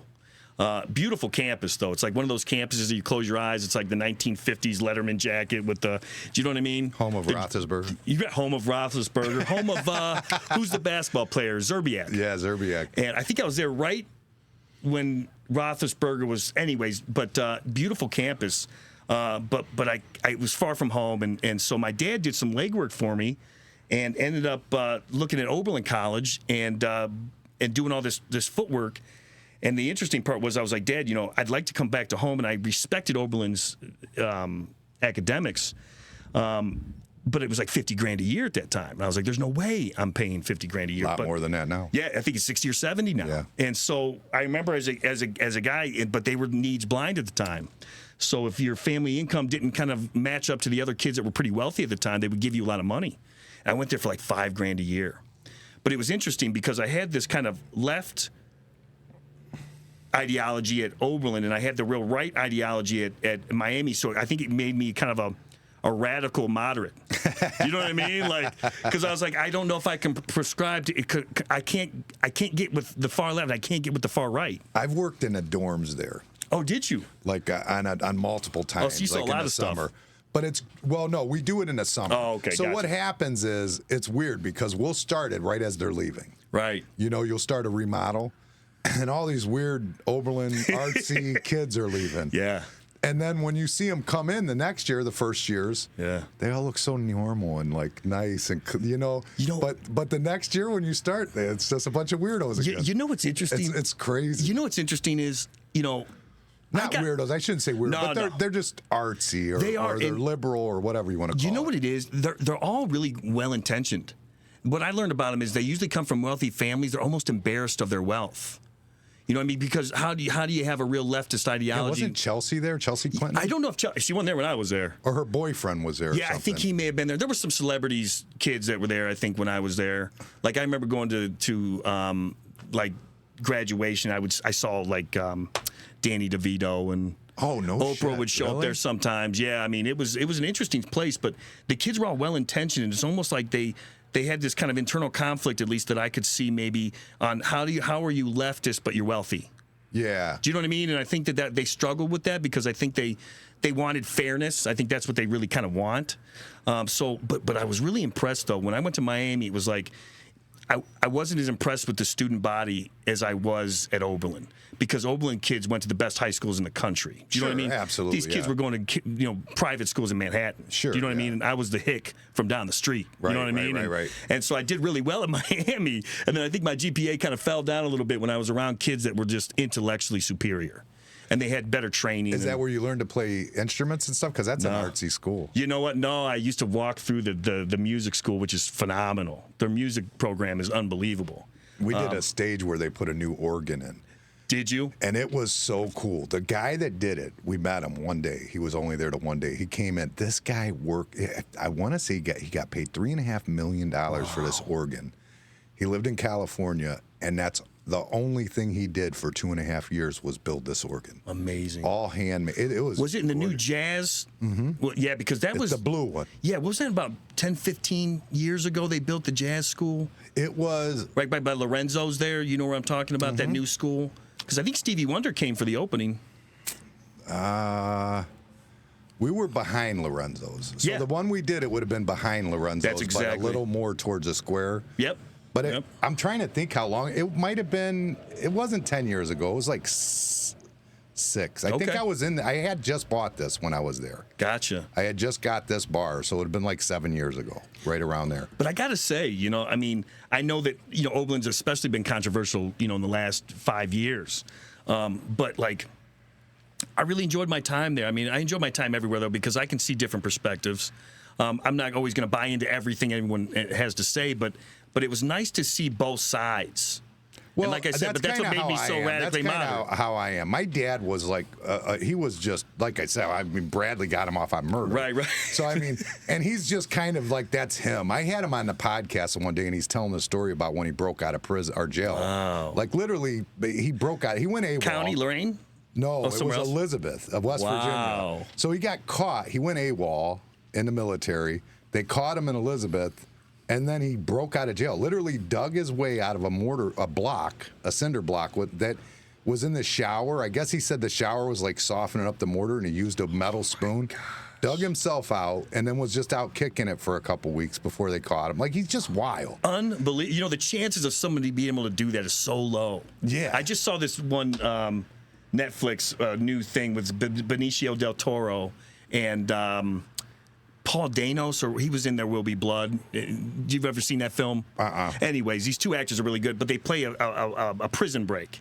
And the amount of time and effort it takes to really do something like that is amazing. But that's all they have. Well, my dad goes, I said, you dug it out with a spoon? He goes, yeah. He goes, yeah, they gave me a metal spoon. Can you believe it? Like, and they're the crazy ones. Yeah. It's amazing, man. I got to meet your dad. I got to hear. My dad's a trip. But yeah, as far as the music, I would go and listen to music, but music was always a big part of my life because when I was a young guy, even though my dad is not like a music aficionado, And I always joke around with him. He doesn't listen to lyrics as much as I think he should. He kind of likes the groove. You know what I mean? Sure. I'm one of those guys where, I'm so picky with music. It's got to be a good groove and good lyrics. It's got to say something. You know what I mean? I like pop stuff too, but I like to really. I want it to speak to me somehow. Sure. And but he always listened to the outlaw country stuff. So all I ever grew up listening to was Willie and Waylon and Merle. That's kind of my dad. Yeah, and George Jones and Johnny Cash. And my dad took me to see Johnny Cash when I was 10 over at Richland Coliseum. Yeah. And I remember it was like seeing my hero, man. It was like he was bigger than life to me. And so it was really big deal. And when I was younger, I liked to sing. And my dad used to always say, hey, do a Merle Haggard, and I would try to mimic their voice. And so he was kind of always encouraging that. And it was always something I liked to do, but it wasn't real cool to be a singer, man. I mean, I was more of an athlete, jock, you know what I mean? But I had this little interest in music. And I remember in fifth grade. You're good, though. Oh, thank you, bro. Thank you. You're real good. Well, I'm a complete hack when it comes to guitar. I can bang through a song. But I'm not a great guitar player. I more play the guitar to sing. Okay. If that makes sense. I just want to get through a song. I'm not going to. Seemed like you were really good to me, but I'm a dummy. I don't know. Hey, listen. For someone that doesn't play at all, it probably seems like I'm pretty good. Right. But when you're like me and you're a hack guitar player, and you see how much work it takes to be a master at it, you realize how much of a hack you are. Sure. But I really like to sing, and so I would pick up the guitar when I was like 18. I bought my first one, which I still have that guitar. I haven't played it in years, but I still have it. And I was, when you're with your buddies and one of them's learning guitar, and they go, "Hey, I'm going to show you the intro to this song." It's the only thing they know, Right. And I'd be like, "Well, wait, let me start over." So I was doing that for many years, and maybe singing karaoke with my buddies. If we were out, having a good time. Train station. Where I used to go? I used to sing karaoke was at the Boot. The Boot. Remember the Boot? They had the upstairs with the karaoke. Yeah. So I used to do that, and I really loved doing it. And then when I got into my 30s, I started going, I want to try to finish songs. I want to sing songs. And so that's what I started doing. And there's nothing better to me than seeing a really good live band. Yeah. And music to me is like this. It's this. When you see babies bounce up and down to rhythm, it's in us. Yeah, I'm not, it's not my thing. I've just never been into music. My dad was into it. Was he? My dad was always in it. It was never my thing. I'm more of like your dad. I like a good riff, and that's about it. You know what I mean? You're not caring what they're saying to you. No, right? but I found out, oddly enough, that typically when I like a good beat and I end up listening to the words later and feel like they've always spoken to me about the time I was in. It was the reason I picked that song was maybe the time of life I was in. That's really interesting. But I never realized that or put it together. I just liked the beat until for later. Some reason. Yeah. It's funny. I got into this band named Billy Strings. He's this kind of this new age bluegrass. I've always been fascinated with bluegrass, even though I like every genre of music, and there's good music in every genre. There's great reggae, there's great country, there's great gospel, there's great everything, blues, all of it. And now there's garbage in every genre as well. You know what I mean? But I got into this band named Billy Strings. I saw him live for the first time. I listened to their music. He's a Grammy winner. He's a young guy. He's got an interesting story. His dad died of an overdose of heroin when he was 3. His stepdad kind of brought him on and taught him bluegrass music. And they call him Billy Strings because he could play anything with strings. When he was a young guy, he was like a phenom. And then he got into a meth habit when he was 13. Jeez. And you can find videos online where he's playing in flop houses and stuff. You know what I mean? Wow. Because he was, around that world.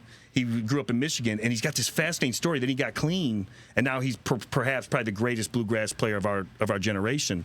And I saw him live for the first time, and I don't know if you've ever been to a live show where you see somebody and you go, I'm going to be a fan from him forever. No, I haven't. When I see a band live that's really good, they can change you, and I hate to say it, but I've almost become a groupie for this guy, man. That's pretty cool. I go and I'm in February. I flew down to North Carolina by myself to watch 3 nights of his music, and I stayed in this cabin up in the woods. And I just came down to, Asheville, North Carolina, if you're familiar. Mm-hmm. And I went and watched 3 nights in a row just by myself, man. That's pretty cool. I got so into it, That's awesome. My mom likes that. My mom goes to these, concert events where they're maybe 20 different people are playing over 3 days. Like at festivals and stuff. Yeah, it's something she to loves it. that still to this day. But I don't like camping. You know what I mean? I'm not camping. See, I'll go to those and I'll find the nearest hotel room, man. You know what I mean? Yeah, that's what I tell her she should do too. But no, she likes to camp. Hey, she's the real deal though. But my mom a poser, smokes man. pot and stuff. She's a real hippie. Hey, I'm a poser compared to her. Man. My mom, That's what I guess that's what I was getting ready to lead to with my dad's story. Yeah. There was my dad who was that wild, crazy, Right. Reagan supporter, which I never understood back Interesting. then. I always thought it was weird that he was about Reagan. But Yeah. now it makes sense. I get it now that he was Reagan. But then my mom on the other spectrum, my mom was with a black woman my whole life. And then now Really? she's married to a white farm girl. She's Is a that lesbian. right? Yeah. Oh, I think yeah. we've talked. I think you and We I may have probably talked about that. We That's probably interesting. have. Yeah. So I've seen both sides, left and right, Yeah. 100%. I mean, that's just, I've seen it all. And I've always been, in my heart, just conservative. Like, my mom has tried to beat it out of me. She just can't. You know what I mean? I just Right. always am who I am. It's just, Right. it's just who I always was. I guess, like my dad, that's who he always was. But that doesn't mean that I'm not one of these people that are going to go down the ticket and go Republican. I'm not. That's crazy to me. That's Right.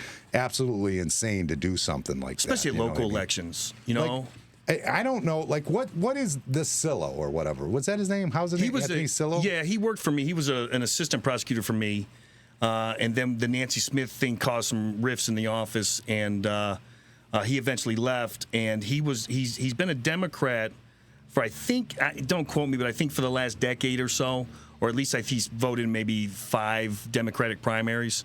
And then in 2023, he switched to Republican, and he's running on the Republican ticket. Just to run against you, basically. I mean, I'm assuming I can't crawl into his head, but I'm assuming that was the reason. I mean, really don't would have feel been like very. I'm annoyed with his sign. Oh yeah, what annoys you about it? Because it doesn't, I don't even know who it's for when it comes up. It doesn't tell you anything about this guy. It literally says, vote JD out. And it's like, what in the hell? That's your campaign? Well, I think one of the important parts, and I've had to learn this, when it comes to politics, is you really have to kind of set out what you're going to do. I would imagine. Yeah, and I think that, one of the problems with doing that is, in so much is relied upon in elections with name recognition. You don't necessarily want to give your opponent a bunch of name recognition. Do you know what I mean? And so just kind of focusing on your opponent and putting his name out there, even if they're negative ads trying to attack you. Well, if that's the case, Trump's going to win. So I'm just going to say. I mean, yeah, he's got the most negative of all time. But his name is mentioned at everything. It's just, I like to think, I see switching as disingenuous. As far as, my opponent, I don't want to go too negative because I don't like going that route. I really enjoy kind of talking about what I've done. But the truth of the matter is, I've never, been deceptive on who I am, and have I become a more conservative Democrat? I think there's no doubt about it. And but I could never just switch parties just to run against someone because I couldn't beat him in the primary, for example. I'm okay with that only because my thing is like when I look back through my life, and I'm 51 right now. Right. And I mean, I've been there for, Bush. Right. I've been there for Clinton. Right. I've been there for other Bush. You know what I mean? And with the Clinton, like that Democrat, that was, to me, that's the same as Trump is right now. Oh, you find them to be very similar as far as policy? Yeah, and I don't see the difference, honestly. I honestly the triangulation that Clinton was always kind of supportive of? I think Trump changed the Republican Party. Oh, 100%. I think that he turned him into what he wanted, and he was always a Democrat anyways. Back when Democrats were different, though. Or at least he supported a lot with money. I mean, JFK would not fall in line with the Democrats today. That's his true. policy Yeah, would that's not. true. Yeah. And I think that they've gone left of him. If somebody jumps ship, I'm okay with that. That doesn't bother me. If it's genuine. Yeah, I mean, don't get me wrong, Jimmy. I think what I meant was, I know what I meant. What I meant was it has to be sincere. Sure. And you know what I mean? Doing it just to get on a ticket because you got to be on another ticket. I don't know, but boy, it seems... Well, when your suspicious. campaign is vote JD out, that's your only campaign, vote JD out. And you know what? I mean, I'm just really proud of what we've accomplished, Jim. I mean, what is the biggest thing you've accomplished so far? Man, the crime's going down. 30%. Yeah, I mean, even more significant in some categories. For example, in Lorain, and listen, a lot of this credit almost all of it goes to the law enforcement. I mean, they've done a phenomenal job. I mean, I'm surrounded by people I'm really proud to call law enforcement officials. I mean, the police around here, I'm just super impressed with, and so it really a lot has to do with them. For example, in Lorain, they're becoming very data driven. So hey, where are the most shots fired? Well, let's put our resources there. Do you know what I mean? Makes sense. But you need to gather that data and compile it, and they've done a really good job, and they've done such a good job that, I mean, murder's down 50%. And when you talk about it like that, now all of a sudden it's not really profiling, which was the big issue at one time, was they don't want you profiling. Sure. But you're actually going on hard data of where it's going on. Hard data. And listen, what people don't understand is, the minute you commit a traffic violation, you are subject to being pulled over. Sure, absolutely. So and that's a way for them, and naturally, that's how they get into the car. A lot of times they'll say, well, can I search, So what if a guy is in a cement truck and he's going 50 miles an hour through a neighborhood that's 35? Right. And no cop hit him with a radar gun. Can we still somehow get him in trouble? Yeah, they can. You and I mean, we can call and snitch on him maybe, but yeah. I mean, what happens if I call and snitch on him? They would probably look out for him next time, Jimmy. That's you could probably do it anonymously. Do you know what I mean? But no, I want him to know. This seems like it's a little close to home here, brother. But they can pace you too. No, with Guido. Oh, Guido, right? He drives a cement truck. Oh, this is who you're referring to. And a guy. This weekend we talked about it. A guy screamed at him said he was flying down the road. Now I know Guido. Guido was not flying down the road. He drives like an 80-year-old grandma. Just too fast for this guy. There's just no chance that he was speeding down the road. Yeah. But when we were talking about it, he said, it's not even up to him. He goes, give me a ticket or shut up. You know what I mean? That's what he said. Yeah. And you don't have the force to be able to do it. Fuck you. You come down my street speeding. I'm gonna give you a ticket. I'm gonna at least tell you're an asshole. Yeah. There's always consequences to actions, man.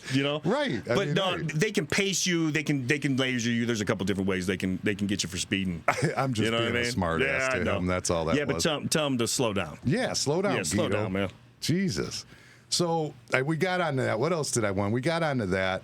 This human trafficking. Yeah. It was 54 counts of human trafficking. Is that one of your biggest things that you achieved? Yeah, that was huge. I mean, human trafficking is a really interesting subject because it's not something that, it's not always just following a young girl at Target and putting her in your car and kidnapping her and taking her to another state. Now, that does happen. You've never met a girle, somewhere and, followed her home for a couple I've weeks? never done that. No, I've never done that. You're no. weird, dude. Yeah, I am weird.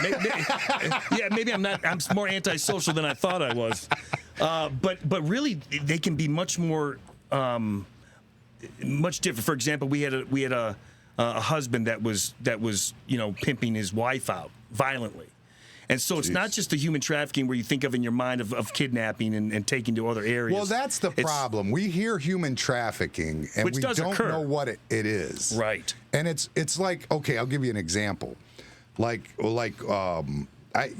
hear about molestation of kids or whatever. Right. To me, when I hear about it, I almost think instinctively that it's like they're touching them. Right. That's what I think. Right. It's not the case. There's actual children are being raped in these cases, but to somebody who never would even dream of such a thing, they don't think of it. It's hard to imagine. When you say human trafficking, I think that they're stealing people and making them have sex in a basement, dungeon type situation, and that's the only thing I think of. Yeah, and it does happen. I mean, no doubt about it. But some of it can be much more gray than that. You get it. Like I said, you get a husband that's forcing his wife to turn tricks. Wow. And so we ran into that stuff too. We had seven emissions that we did. We arrested maybe 35 or 40 people. But the Stephen Gilbert case was the first and largest human trafficking case in Lorain County history. And those cases are inherently difficult because the abuse that the women suffer, where you start to almost identify with your abuser. Do you know what I mean? It's almost like the Stockholm syndrome. And so they have this weird kind of dynamic where they love and hate them. Do you know what I mean? And so it's very difficult to have these severely abused victims that they'll come with you and they want to prosecute, and then they'll go away for a while. You know what I mean? And then they'll come back and they'll go away. So it's very difficult. You try to get them involved in any kind of programming that you can, but it's very difficult for them. But the Stephen Gilbert case, I mean, he had 7 or 8 girls that he was exploiting, and one of them was so severe. One of the young ladies who I met, she had developed an infection of her arm from intravenous injection of heroin. Really? And it was becoming gangrenous, you know what I mean? And it was starting to smell. And the Johns were actually complaining about the smell of her arm to the defendant. And he just let it go, and she eventually lost her arm. Wow. Yeah, I think she lost it from maybe here. I can't remember if it was I think it was below the elbow. But, I mean, because he was so insisting on her just making the money. He didn't even take the time to take her to the hospital, and she lost her arm. Wow. And so these women aren't doing it voluntarily, weren't? I think at first it's kind of, no. I mean, at first I think it's trying to get a fix. You want to, this is your dope guy, and you want to get your dope from him, and then eventually you're dependent upon it, and then he'll say, well, if you want some dope, you want to do this, and then it starts to kind of snowball from there. And I think that they get involved in a world where if it's very scary, the prospect of leaving him. Do you think we should legalize prostitution? Oh, jeez. I'm glad I didn't come for any controversial issues, Jim. You know what? Well, no, the thing is the reason I ask is because situations like that, well, I mean, now you could at least protect them and help them. You know what? I see that. And if they want to argue it's their body, their right, there's nothing more that would be their body and their right. That's a very interesting, it's a very interesting topic. What they call the oldest profession in the world. The problem is it's so subject to abuse. Do you know what I mean? That's one of the problems with it. But I feel like it's more subject to abuse if it has to be like in the dark way alleys. Yeah. It's kind of like when they argued for abortion. I don't know if you probably don't. You're too young. But there was a movie that was out about abortion, and it had Sally Fields was in it. Interesting. And it was about getting abortions back before Roe v's Wade, right. And like how you'd have to get a doctor to come do it in your kitchen. And dangerous. Like it was dangerous, and people were getting hurt and sick. So it's kind of the similar situation. Like the more you put it out there where they can't, like, because isn't it better in Vegas where they have legal brothels and stuff? Yeah, isn't that better? The funny thing about Vegas is it's actually not legal in Vegas. No, there's counties north. Of it, I think it's county. I can't remember the county. I remember going through it 2 summers ago. Yeah, didn't stop at all, did you? My parents luckily were with me, man. But I remember going through, and you would literally see them. They looked like those old drive-by hotels. They're like on the side of the road. It looked like that because I was fascinated with that whole market. And I do understand your argument. And who am I to tell two consenting adults what to do? Sure, that's how I feel. But it's a very, it's an interesting subject. I mean, I feel like it could help with a lot of things. It might even help with rapists and stuff. Even that's an interesting topic. I don't know. Yeah, I mean, I'm not asking you to answer that question. I know that's a rough one for the day before election. Yeah, well, Jim, but here's the thing, my natural instinct would be to see the problems in it. However, I'm always open. If people show me data, not just about this issue in particular, but just data in general. I'm driven by data. If you show me data that shows it's safer to do this than that, then I'm interested. Do you know what I mean?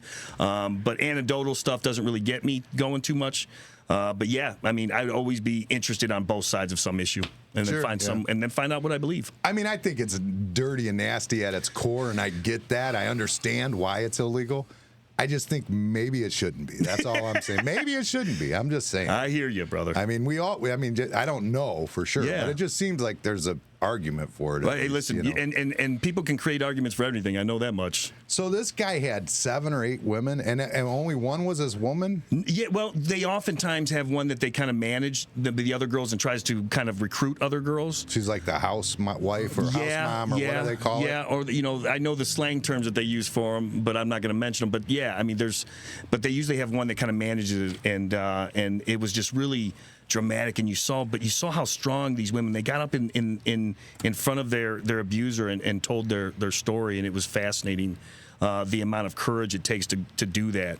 And listen, the interesting part is, as the case was coming closer to trial, our witnesses were kind of at that point where they were a little further from us. Sure. And so I was worried that we wouldn't be able to succeed at trial because I didn't have the witnesses that I needed.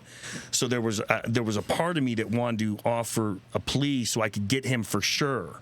And I think at the time I might have offered 20. I can't remember exactly, but I offered 20 or had some kind of hesitant offer of 20 because I wanted to kind of make sure I got him. At least he was done, right? At least he was done. He's off the street. Yeah. He's not going to hurt nobody. I get that. But thankfully he turned it down, the offer. And then luckily at the exact right time, the witnesses started coming back towards us, and we had a trial, and he was convicted, and he received 174 and a half years. Jeez. And when that hits the front paper, I mean, listen, these guys follow what's going on here. Do you know what I mean? And I think that sends a message that, like, we're not going to tolerate it here, and we'll try the case. Yeah. You know what I mean? I Yeah, think that absolutely. there's something about trying cases. And dealing with trials is interesting because it's risky on both sides. It's risky for the defendant. It's risky for prosecutors as well. But I want defendants to know that we're very willing to try cases. Yeah. And so that changed everything, I think, for human trafficking in Lorain County. How do you feel like you do better than the previous administration did? I think we're just much more open to police and law enforcement and about receiving their input. And listen, I think coming from the private sector, you have to be aggressive. You Yeah. know what I mean? And you have to be kind of a go-getter because nobody signs my paychecks. Sure, yeah. Do you know what I mean? And so I think doing defense work where you have to kind of kill your own meat, it creates a drive and a competitiveness in you. And I think you then transfer that over to, okay, now I'm going to be competitive prosecuting cases. All right, I'm going to get you mad then. Yeah, for go a ahead. minute. Yeah. Courtney Price, Courtney Price. the raid on Parmalee. Oh, geez. See, some of these cases here. Let me first premise this. When you get into being the elected official, you no longer really handle cases. So I'm more of a managerial role now. Sure. So individual cases will be difficult for me to comment on. Sure. Unless I do a little bit of research beforehand. I got you. But yeah, so it's very difficult because I went from the courtroom now to I'm never in the courtroom. Sure, right. And so it's hard because people come up to me, like maybe even defendants or something, say, hey, JD, what about that case? I'm like, hey, man, I really don't handle individual cases. Now, I obviously give input, and there's cases where my assistants will come to me and say, hey, JD, there's an offer on the table. Case. I'm sure you know a little bit Yeah, I mean, about if you name the facts, I could probably recall the facts. There was the one where they raided the home thinking they were looking for somebody else. With the baby. Yes. I do recall that case, but I don't know a ton about it. My question is, was it necessary? They were after a teenager. Mm-hmm. And I don't know anything about the case or anything of that. I don't know what the teenager did. I'm not sure. But it was a teenage boy they were after. Right. They had like 18 cops out there. Like, wasn't it a little bit much? You know, I think their philosophy, and I think their philosophy typically is, hey, we rather go in with overwhelming force than underwhelming force. I mean, isn't 5 on a teenage boy an overwhelming force? Maybe, but I wish I could comment a little more. I do recall it, but I don't recall it well enough. And I know it seems like I'm obfuscating, but the truth of the matter is I'd have to really review the file to give you a really determinative answer on what I thought. But I do think that that's the general philosophy. How did they get the okay to go in and ram the door down? That's usually given by whoever's the officer in charge on the scene. The officer gives there's always someone that's high ranking on the scene that makes the calls. Oh, okay. And so usually the officer in charge is usually one. And then what about Tipsy or not Dixie? What about that one? Oh, Dixie, the you don't want to get into any controversial subjects, huh, Jimmy? It's funny is I handled cases as defense counsel where I was representing gentlemen. They were typically cases that were appointed by the court. I don't think I had any private clients that came to me and hired me to defend them on allegedly, killing an animal or torturing an animal. And the funny part is I remember the judges in Elyria, they would give me these cases, and I think that when I was running for election last time, I go, are you guys trying to submarine me here? Because they're the most least popular cases to handle as defense counsel that you can ever imagine. And it's interesting because, I've represented heinous crimes, and you won't get people, protesting out for the death of a small child. No, but a dog they will. Yeah. And I understand it. They see them as innocent animals, and I don't own a dog. A child I see as innocent. Yeah, too, me too, brother. Me too. But yeah, those are very difficult positions because it was difficult for the officer. I think his hand had just been torn apart like a few months beforehand by a dog. So here's a guy that's already been kind of destroyed his hand by a dog. He's in Sheffield now, right? I don't know. I don't know exactly where he's at. He's not here anymore. But it's a very difficult position for an officer to be in. You come up and there's 5 dogs running around in a neighborhood that shouldn't have dogs off their leashes, and then you just had the bad experience that happened to you a couple months ago. I didn't know that. I'm glad that you brought that up. I didn't know that about that. That I guess makes him a little jumpier. Yeah, I mean, and it's those are just very tough. Well, calls. you just were saying about the great cops around you, and I just had a couple things that spoke. Because there was, I remember that there was the was it the marshals or whatever? They got a lot of shit too. But that guy had stabbed the one in the neck or something, right? He stabbed him in the neck. I'm glad you brought this up. I mean, here's what we do with police officers Derek in general. Smith, that's what. Yeah, his name was. here's the thing we do with, and we just finished that evaluation just recently. We've had probably 8 or 9 fatalities from police-involved shootings in my tenure. Luckily, Wow, in only 4 years? yeah, I think it might have even been 10. Wow. And I can tell you that every one of them was a good shoot. Now, that may not always be the case. Those are the kind of cases that can really sink a district attorney, like the one in Cleveland with the Tamir Rice. Yeah. I mean, that ends careers for district attorneys if a big enough segment doesn't agree with your decision. Man. Well, I mean, with the Tamir Rice, this is my opinion of it. Now, I've said it over and over. Yeah. And I'll give you my opinion just so Sure. you know what it is. Not Sure. that you give a shit, because I'm not. No, an I attorney. do, Jim. I But care. my thing is, I felt like the driver put the passenger in he put him in a awkward situation. By getting so close? Yes. Yeah. Because the guy that called 911 said, I think this might be a toy gun. Of Yeah. course, the dispatch did not get that over to. The dispatch didn't take that over to The cruiser. The cruiser, because they don't want them to feel safe for no reason, just Yeah. in case it's not. Because it's a might be. We're not a professional. We don't know for sure. It didn't have the orange tip. You know what I mean? Or something, right. So I mean, it was. I understand the reason, but why didn't the officers? Why did they roll up on him? And that driver puts him there. He jumps out of the car. Now it's almost too. You're Quick. too close and too you can't make a mistake right now. So. That's kind of how I felt about it. More than the guy that actually shot. I thought the driver put him in a bad spot. Yeah. But what do you do? I knew some Cleveland police officers, and the way they stated it to me was that the ground had snow covered, and that it may have slid a little longer than he thought too. That he didn't intend to get that close. The cop. Yeah, that I think that may have been an accident because of the conditions of the grass. that close. I don't think he was intending to do that. At least that's what I remember. Well, I feel like he should have just stayed on the street for a minute and just kind of observed him. There was nobody around him. Yeah, It was. I mean, I seen the video. There was nobody around him. I think that there was plenty of police officers that felt like that was too close. Yes. Now, the difficult thing for me is with police officers, especially, is we give them this huge responsibility, and they have to make a decision in a nanosecond. And we as Sunday morning yeah, we could Sunday morning We're not quarterback allowed to, yeah, by law, right? Yeah, right. And then but when I make a determination on whether the shoot's good or not, I've got all the time in the world to think about that decision. But you're not allowed to go by. You're not allowed to. Effectively, you're not allowed to question their means of operations, are you? Well, there's always a reasonableness standard in everything. You know what I mean? There's certain case law that puts out these certain criteria. There's certain tests, like what's the individual charged with or that's running from you. Is there a reasonable belief that you're going to be harmed or killed? So there's these tests that you go through that's developed with case law. So we take a case and we use the test and we go, okay, did it pass or not? Well, what I'm saying is that officer that drove in there, right? The driver driving in there, that's his means of operations as he comes in. You can't question that. No, I mean, we could always question in the end if it was reasonable or not. I mean, on whether the shoot was good or not. I mean, You are allowed to question it? Yeah, Because I thought you weren't. I thought that's one of those, you're not there, you can't make that decision. Well, unfortunately, if that's the case, then I've been handling cases I shouldn't be handling them for a long time now, Jimmy. But the truth of the matter is, that's the most difficult part for law enforcement is that you can second guess the way they handle things, but you're not there.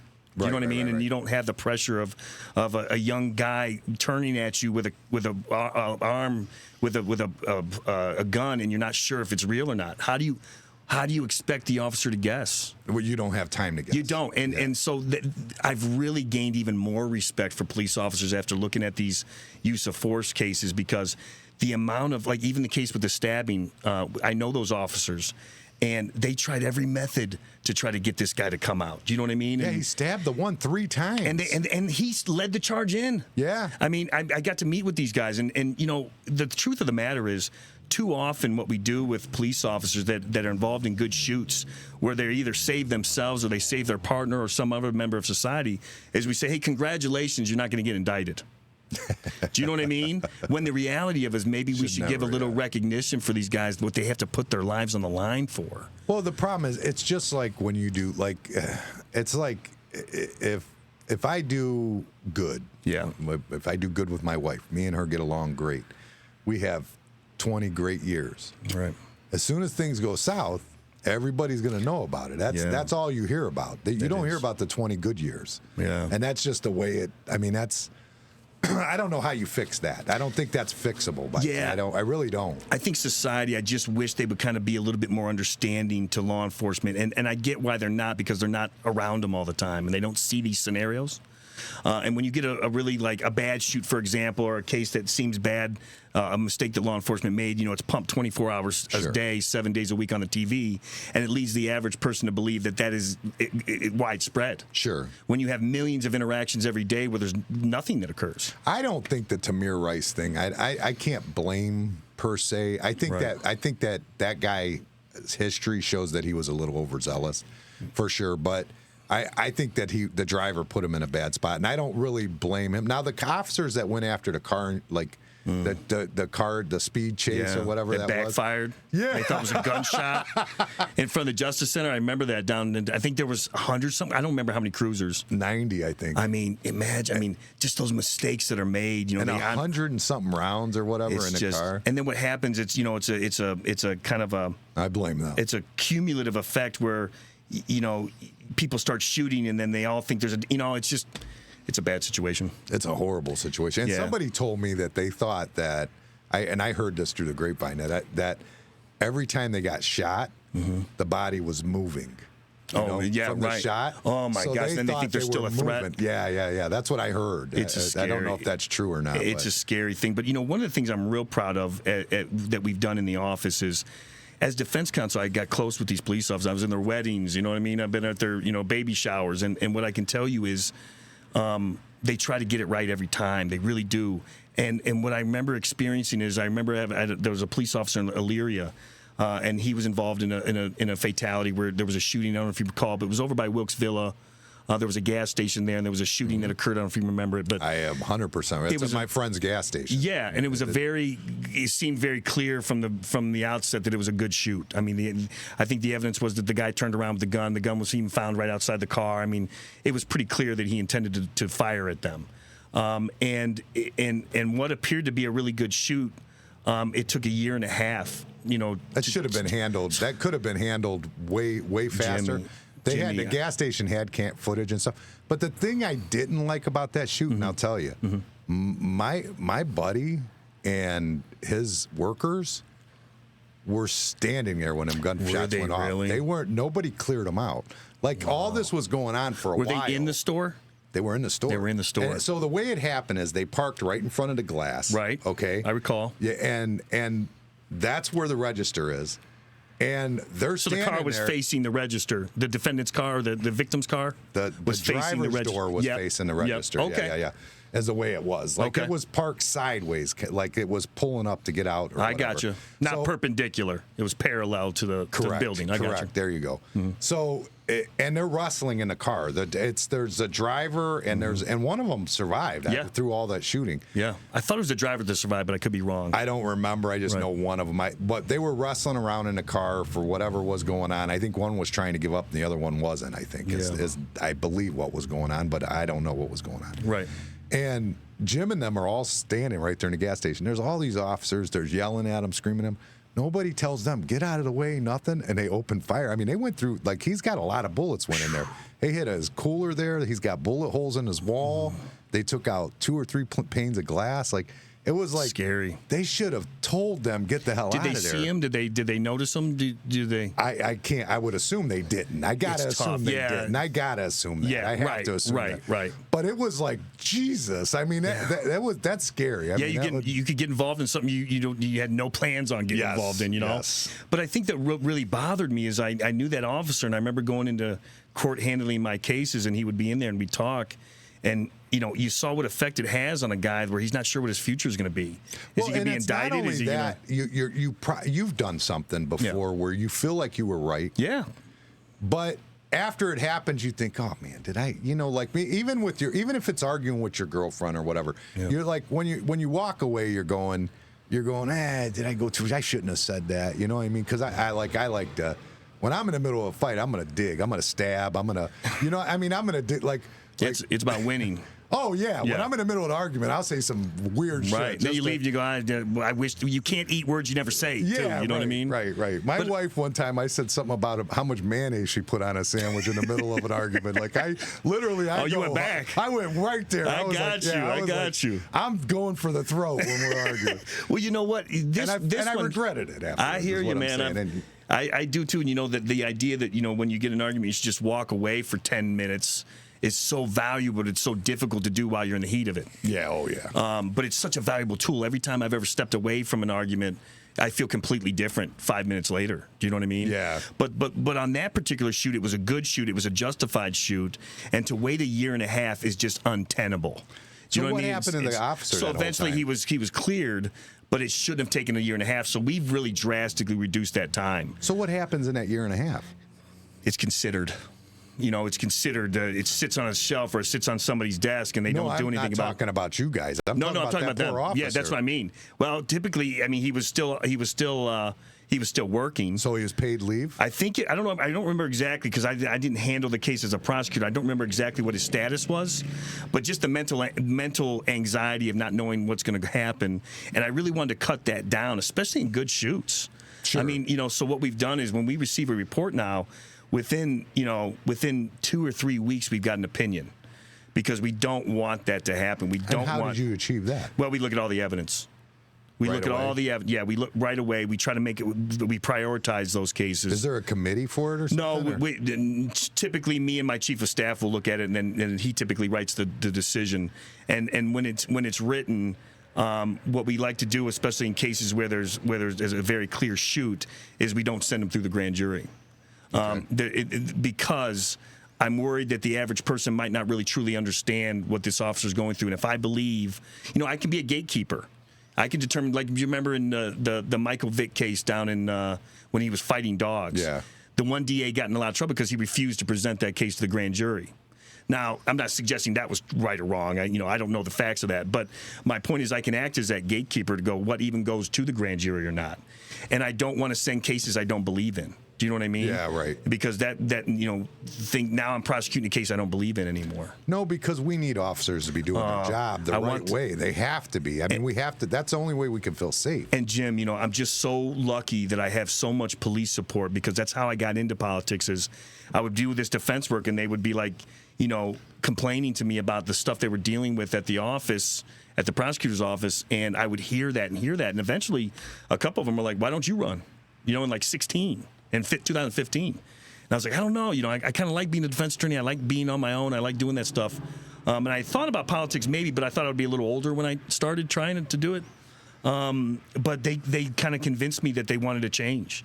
And I was so close to them that I saw what they were dealing with. And so I got involved in politics, and that's kind of how I got involved. It was really from the nudging of law enforcement. And luckily, you know, I get guys that come up to me all the time and they're like, JD, thank you for at least allowing us to have a job where we feel safe to do the actions that we feel are necessary, and we don't have to worry about, you know, some unreasonable person on the other side making judgments that are unreasonable about what we're doing. Sure. And I'm real proud of that, and we've drastically reduced the time it takes for that. Now, there's going to be eventually a bad shoot. And I'm going to have to deal with that. Do you know what I mean? And I'm ready to deal with that. It's not like I believe, you know, law enforcement is always correct, but the vast majority of times I do believe they are. No, that's a good concept. And I think the general public needs to understand that. I don't like the anti-police narrative. Yeah. I disagree. There, yeah. I disagree with it. And I find that, like, you know, I don't tell someone how to deliver a baby because I don't deliver babies, right? So when someone talks to me about this subject, you know, I like to think that I'm an expert on it because I see it. I've seen it every day for my professional life in the last 17 years. Yeah, as soon as they got that rhetoric started coming out, like after that George Floyd stuff, I started putting police badges on my patio. Yeah. So I have police badges from, God, I've asked for them. I've got them all the way from Alaska. Really? I mean, oh, yeah, I've got a ton of them. Yeah. And I put them all up just to support them, just to make sure that they know we support them. They deserve it. They deserve it. I'm a big law enforcement guy. Yeah, me too. I definitely am. But, I mean, I just had to, those were ones that I really thought that was heavy coming in. For one, the story doesn't make sense to me, and I'm not asking you to answer it. I'm just because I probably can't anyways. It doesn't. I don't want you to. Yeah. But what I didn't like about it was that they had been to that house on numerous occasions, and they kept telling them that the person moved, that they were new tenants there. Oh, really? And somebody somewhere along the way went, yeah, they're a fucking liar, and just came in anyways. Like, that just doesn't sit well with me. You know, I wish I knew the facts I get a that little people bit more. would bullshit you. I get that. I do get that would happen. Yeah, because I would do it. Yeah, it happens. I would definitely do it. I'm not saying I wouldn't. I'm just saying it seems like you would look into it once it was said to you, I think, more than you would charge the door with 19 cops or 20 cops or whatever it was. And it was just that was a crazy thing. But at any rate, that was my whole reason. I didn't mean to really bother. Who's Tabitha Angelo? Who's that? Oh, Tabitha was a police officer in Lorain that had a couple issues. That was a case that was a couple of years ago. Was that under your watch? It was under my watch. What was that? Do you remember anything about it? See, these are cases where I'd like to prep before I come up because I don't like to say things that's inaccurate. Do you know what I mean? I don't even know what it is. It's just punched up there. I know that we attempted to try to get her into diversion because, I've been criticized for. Oh, I remember who she is. Yeah, I've been criticized.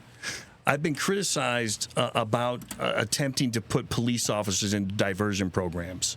And the criticism that I receive is, hey, these officers should have a higher standard. The problem is I don't see that written in the code. Do you know what I mean? Meaning there's diversion. There's diversion programs are codified, meaning there's certain things you have to do to get in them, right? And typically it's that the victim has to be okay with the diversion, and there has to be some kind of restitution given, right? Sure, okay. And so what I've done just because I did defense work enough to know that there's people we can save from having criminal records, and they can still be productive citizens and probably never reoffend. And so I've doubled the amount of people we've placed into diversion programs from my predecessor. Well, what does that create? Well, it creates, now we've doubled the amount of restitution that's given to victims of crime. So we've doubled the amount of money that people have gotten back from crimes that have been inflicted upon them. And we have a 0% felony recidivism rate, which means the ones we're choosing to put in the diversion programs are not reoffending. That's huge. Okay. That's saving taxpayers. I mean, we've all made mistakes growing up where we could have been charged with, you know what I mean? And the idea that it should ruin someone's life for a lower level offense. Obviously, you can't have F1s and F2s, and there's certain crimes that are, violent crimes are not subject to the diversion. But I just met enough defendants where we could save them. You know what I mean?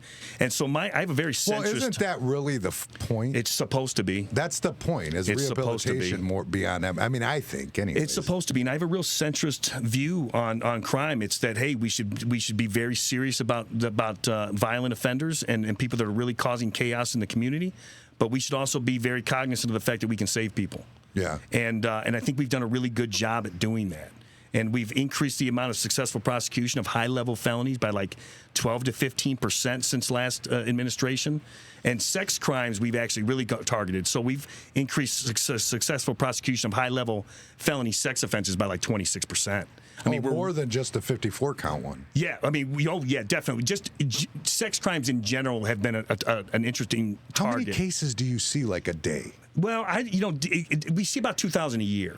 2,000 a year. Yeah, and so my jurisdiction. That's 8 a day. Yeah, I mean we have so many assistant prosecutors. There's about 95 employees in my office, and we've got 30 or 40 lawyers that are handling matters. Wait, how many? There's about 95 employees. Holy crap! Yeah, because it goes by population of your county. So we're like number 9 out of 88. So we have a relatively high population. So we have offices that are bigger than 79 or something counties. Wow! And so we have a significant amount of employees. So we get 30 or 40 lawyers. There's civil division lawyers. There's criminal division lawyers. We also have administrative staff that helps aid those lawyers in performing their work. Then we have a victims advocate division where we have several victim advocates that help victims kind of maneuver their way through the system because it can be kind of confusing. And especially they can grow impatient naturally because it doesn't happen as fast as they'd like it to. It doesn't happen as fast as I'd like it to either, by the way. But and then I have 5 investigators as well. So we have a significant staff, and so it's a lot more people than believe. So I would have never guessed that. Yes. I mean, I thought 12? Yeah. I mean, I honestly didn't think that. And there's some counties that have 12, you know what I mean, Well, or yeah, 5. smaller ones. I mean, even my buddy in Huron County, you know, he has a very small office, and he has to, you know, prosecute cases himself because it's not big enough to really manage without that. But yeah, so each one of my assistant prosecutors might have 150 cases.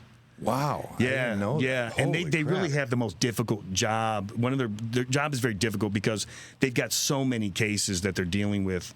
And I really give a lot of credit to my assistant prosecutors and my entire staff. I mean, I'm just lucky. I've got a lot of good people, you know, especially. Yeah, you do. I see the main core that and it's like, wow, that's a VIPs up there. Yeah, that's a squad. For sure. You know, Jimmy, it's like, I really believe, you know, I have my skill set, but I believe in having people around you that are smarter than you. Yeah. You know, if you're in a room and you're the smartest individual, you're probably in the wrong room. That's what they say. It's true, man. So I'm one of those guys where I like a meeting where we can talk about anything. Any idea is valuable, and I'm not interested in credit. You know what I mean? I if it's not my idea, that's fine. You know what I mean? I just want the best idea.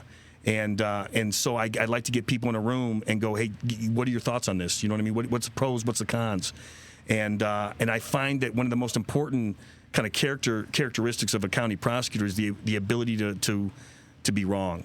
Yeah. Do you know what I mean? To go, hey, listen, I was wrong about this. We got to fix it. Do you know what I mean? And sure. That was the most pressing thing for Nancy Smith was if we didn't provide justice to Nancy Smith and Joseph Allen, then there is no justice. Is that the one you're proudest of? 100. I mean, just it created enemies.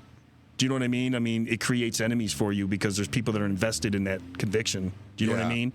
But it was so clearly the right thing to do that I knew that there was going to be repercussions.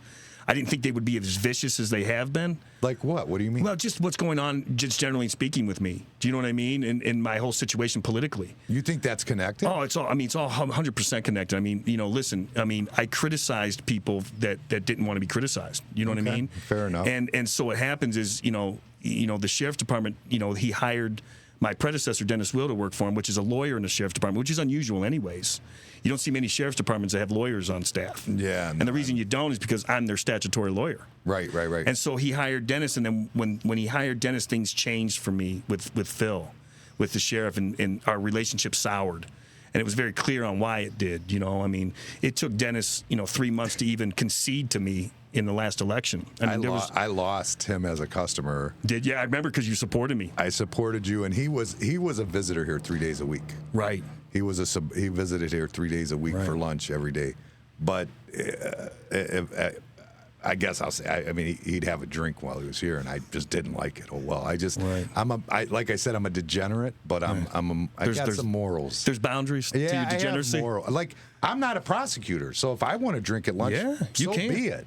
You know what I'm saying? But when you're a prosecutor, I don't feel like you have a drink and then go back and, it alters your mind. You know what I mean? And I don't like pot. I don't like weed or anything. Not saying he did that. I'm not saying that. But I don't like anything that alters your mind. But if you do that on a weekend or whatever, that's a different story. But when you're doing it in the middle of your day, when your job is to prosecute people, although I didn't realize he had 97 people going and he could just go take a nap. I guess I didn't know that. Right. Well, what ended up happening too is, when my opponent left, then he went to the AG's office for a little while. Then he was hired by Phil as well, Stamidi. And it's a really. Can you think of a less objective investigation other than the ones that are your political enemies are the ones actually investigating you? Yeah, the ones you just beat out. I mean, it's like, and it's just, and the most difficult part for me is I'm very confident in my innocence. Do you know what I mean? I'm very confident in my innocence. We have the evidence. But we also know that they were very strategic in when they did it. If you do it so late in the game, I can't get in front of a judge fast enough to actually present my evidence. And even if you could, it's just like somebody who gets charged with, say, child molestation and they never did it. Right. It's devastating. Nobody ever finds out about that. Their life's ruined already. It is because we've turned allegations into facts, and so what I can tell you is that I've never been more comfortable than I am in this case. I mean, but it's very frustrating for me. Because there's going to be some people that believe it. Sure, absolutely. And we attempted to try to get the preliminary hearing, before the election because we were very anxious to get our evidence out there and show the world what's going on here. Luckily, they're pretty incompetent at framing people. Yeah. Do you know what I mean? Because the evidence that we have is overwhelming. But it's been very frustrating for me, and now I kind of truly understand those several clients that I had that were innocent. I understand the frustration that they feel. Oh, could you? And the damage that they've attempted to do my reputation is severe. And you're talking about it like when you're out and free. You haven't even been arrested yet. Can you imagine what that was like 5 years into a prison sentence? And it's unbelievable. I can't. Insane. I don't think there's anything worse than someone going to prison for something they didn't do. Yeah. I don't think there's anything worse. And the difficult part for me is, the news will kind of inaccurately say we've been indicted. I haven't been indicted. Okay. There's been no grand jury. There hasn't even been a probable cause hearing for me. There's just allegations. Do you know what I mean? What does that mean? Meaning you can charge somebody on a complaint. It's just a charge? It's inaccurate. I haven't been indicted. You're not indicted until you go in front of a grand jury. Oh, so I got you. Right now it's at the municipal court level, and it's simply we've been charged on a complaint. Okay. And so there's we haven't even had a preliminary hearing to determine. The judge hasn't even determined whether there's probable cause to bind this thing over. A guy like me, I don't know. I'm not an attorney. I'm not in a legal. I don't expect you to. Know. So when I just assume indictment is an indictment. Yeah, you just assumed that when you saw me in court, I've been indicted. Yeah. Right. Yeah. That's what they said. I know, and that's what's been so disappointing and so frustrating because I know the average person doesn't have the time to really understand that. No. Do you know what I mean? And that's why it's been so damaging to me personally and so frustrating, and it angers me because of the timing was such where they knew that I wouldn't have enough time to kind of exonerate myself. Yeah, they could drop the charges tomorrow. Yeah, but I will be exonerated. Do you know what I mean? And I'm very confident in that. I know I didn't do anything wrong. So now, have I made mistakes in my life? Yeah, sure. But I am not guilty of these alagations. Yeah, I was wondering about that because I'm going, here's a prosecutor, been an attorney his whole life. Why would he make these mistakes? I just wouldn't, you know what I mean? But it didn't seem like he would. It's just not true, and it's been the most frustrating part for me. Yeah, because my name means something to me. You know what I mean? How do you think you'll do tomorrow? I think we're going to win. You really believe that? Yeah, I do. I think that... you guys don't do polls, right? Or no, polls are expensive. Yeah. But, I'm just really confident that the people kind of understand, and I think... especially in today's political landscape, they expect attacks 30 days out from an election. And they expect allegations to happen. Do you know what I mean? And it's funny how they didn't happen before that point. Yeah. You're going to be a Republican before you know it. Hey, I have a lot of Republican friends. You know? I'm sure. But the funny part is I grew up in a very conservative area. Firelands is a very conservative, working class, farming community, rural. And so all my best friends are conservatives. It's Oberlin College, though. Well, Oberlin's on the outskirts. Right. You know what I mean? But it's kind of an island in the middle of a conservative sea. You know what I mean? Saying when you went to Oberlin College, you can't leave there and not be liberal. I mean, you can't. Well, I left there and I wasn't a liberal. Do you know what I mean? In the sense of, but I was very, I was moderate. I still am. I'm a reasonable guy. I like to surround myself with reasonable people. If you're reasonable, we'll probably get along just fine. Sure. No matter what wing you're from. So I grew up in a real conservative area. My best friends are conservatives, and so I understand why they feel the way they do about certain issues. And the funny part is we always talk about the fact that, hey, if you have respect for that person that's on the other side, you could probably get 70% of stuff done. Yeah. Did you watch the new Reagan movie? No, I didn't. Is it good? Shit, is it? I mean, the movie, the story's good.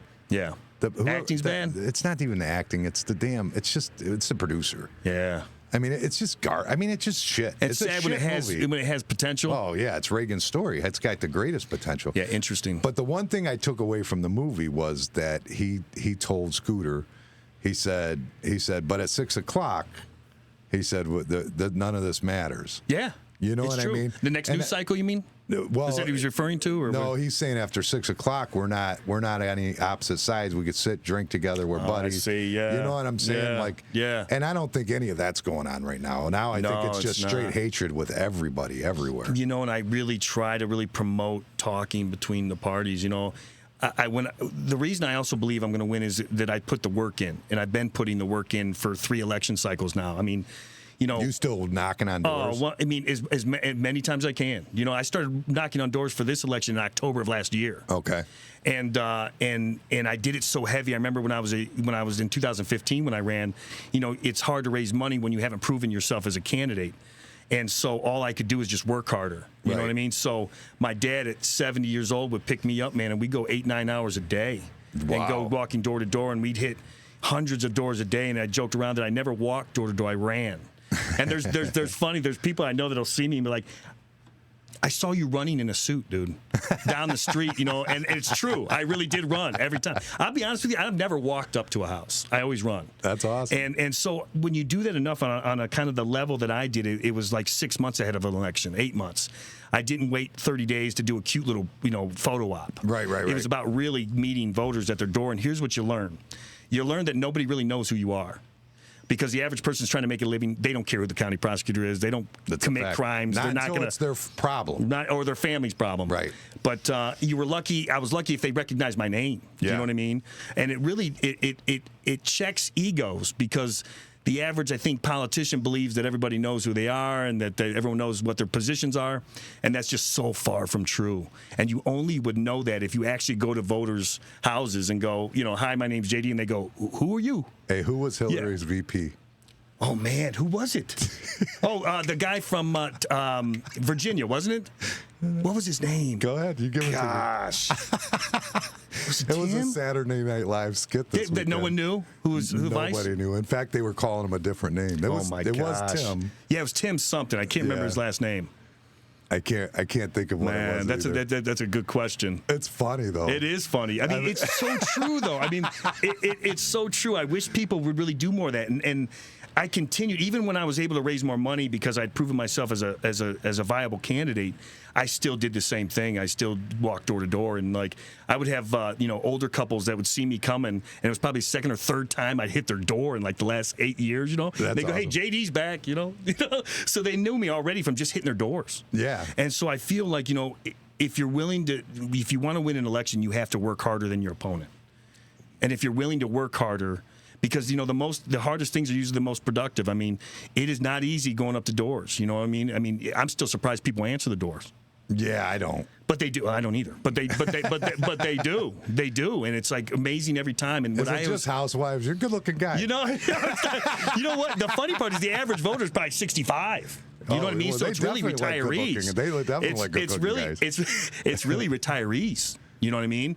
And so I remember going up to the door, and the only thing I always wanted to do is leave them with a smile, and never stay longer than than you don't want to be asked to leave. You don't want to disrupt them. No, I want to be very quick. Yeah. But I want to offer them the opportunity to ask me questions if they have them. Sure. And as long as I do that, I think that I'm satisfied that they got their input if they wanted it. And so I would just go, if you have any questions, I'm here. You know what I mean? And I really love the door-to-door stuff, and I think that's the reason we're going to win is because we were willing to put the work in, and we have proven results. Yeah. I mean, my opponent's been in, he's been in that office for 20-something years. I think we've accomplished more in 4 years than they have. Wasn't he in charge of the He was in charge of the criminal division. Now he's involved in the drug task force with the drug task force. But yeah, I mean, I'm just so proud of our accomplishments. I mean, crime is down. The relationships between police is stronger than ever. And they now have a place where they can come and give input, and rather than me just waving my finger at them, telling them why they're wrong. Do you know what I mean? Yeah. And I show them respect. And even when I disagree with them, which is pretty rare, but sometimes when I've disagreed with them, I bring them in and I talk to them and say, listen, this is how I'm feeling about this. You got to get you a pit bull in your office. You got 97 employees. Just one. To do that, to the dirty work? To piss off the cops. Just one. That they know they did wrong if Bob came to see them. It makes a difference. It does. It's always nice to have someone deliver bad news rather than you, but the truth of the matter is, man, I bring him in and we talk. Yeah. And I'm very open with, tell me how you disagree with me, Chief. Do you know what I mean? And even if I have come in with a certain notion on what I want to do, they can change my mind and they know it. And I think that, even defense attorneys that come in and pitch me. And pitch me. Yeah. If you've got an argument on why a guy deserves a break or a young woman deserves a break or something, I'm interested to hear it. Okay. And because I'm open to that, and I think that what really it takes is modesty and to be a good county prosecutor, I think you have to be modest. You can't be an egomaniac, and you have to be willing to put yourself in other people's positions. But now you got to have a judge out there for you too. That's like you work well with too. Besides the police officer, we have so many judges. Yeah, and ultimately the judges sentence. So I'm not responsible for sentencing. I mean, I can give my opinion on what the sentence should be. But ultimately, judges sentence. And I think you have a good relationship with the judges. We have great judges, man. I mean, I'm really proud of the bench that we have. I mean, we have very, very reasonable, very smart smart judges that really try to do the right thing. That's awesome. Yeah, I'm really proud of the justice system in general. I mean, it gets a lot of flack, but I don't hear a lot of suggestions to improve it. Yeah. It's like, I hear you complaining about it, but I don't hear many, suggestions. And I think that the law, the beautiful part about even the rules of evidence are when you start to really understand them, then you understand the public policy behind it, you go, wow, that's really smart. Well, my wife will kill me if I don't ask you this question. So I have to ask you one question before we leave. Yeah, go ahead. That is, they won't allow us to put a basketball court that's portable with the basketball hoop aimed into the street. Is that right? You mean at the home? Yeah, in Carlisle Township. And you live in Carlisle, and they won't allow it? They won't allow it. They came down and told us we didn't move it. And I actually went out and put a brand new driveway in so that I could put it up. Is your son out there hooping? So he could hoop, yeah. But, yeah. So you want something to be done about that? No, well, I mean, it's done now. He hoops now in the driveway, so it doesn't matter. Okay. But there's other kids on the street that they were enjoying playing in the street. So it's like Wayne's World, when you got a game off. Remember on Wayne's World when they play hockey? This is like a little dead-end street with chip and seal. I mean, we're on a dead-end street with chip and seal. Gotcha. We're not on a neighborhood or a development. Right. Like it's pretty, and my wife goes, you got to ask him about that. Like I go, tell her I wish I could do something about it. You know what I mean? Talk to your local official, But I tell her I wish I could do something. I really do. I told her I'd ask. I appreciate do it that. if I go home tonight. Yeah, no, I get it. Tell her I said hello. Will do. You guys are good people, man. I really appreciate you coming out. You got my vote for sure. I had a blast, Jimmy. Thank you for finally having me on, man. I appreciate it. Everybody get out there and vote for JD tomorrow. You want to tell him anything? You just said it. Get out and vote. I mean, it's hard to complain about things when you don't vote. But I'm really proud of our results. I would ask the community to kind of look past the politics that are involved here and keep an open mind because ultimately I'm going to be exonerated. Awesome. Thank you very much, man. Peace.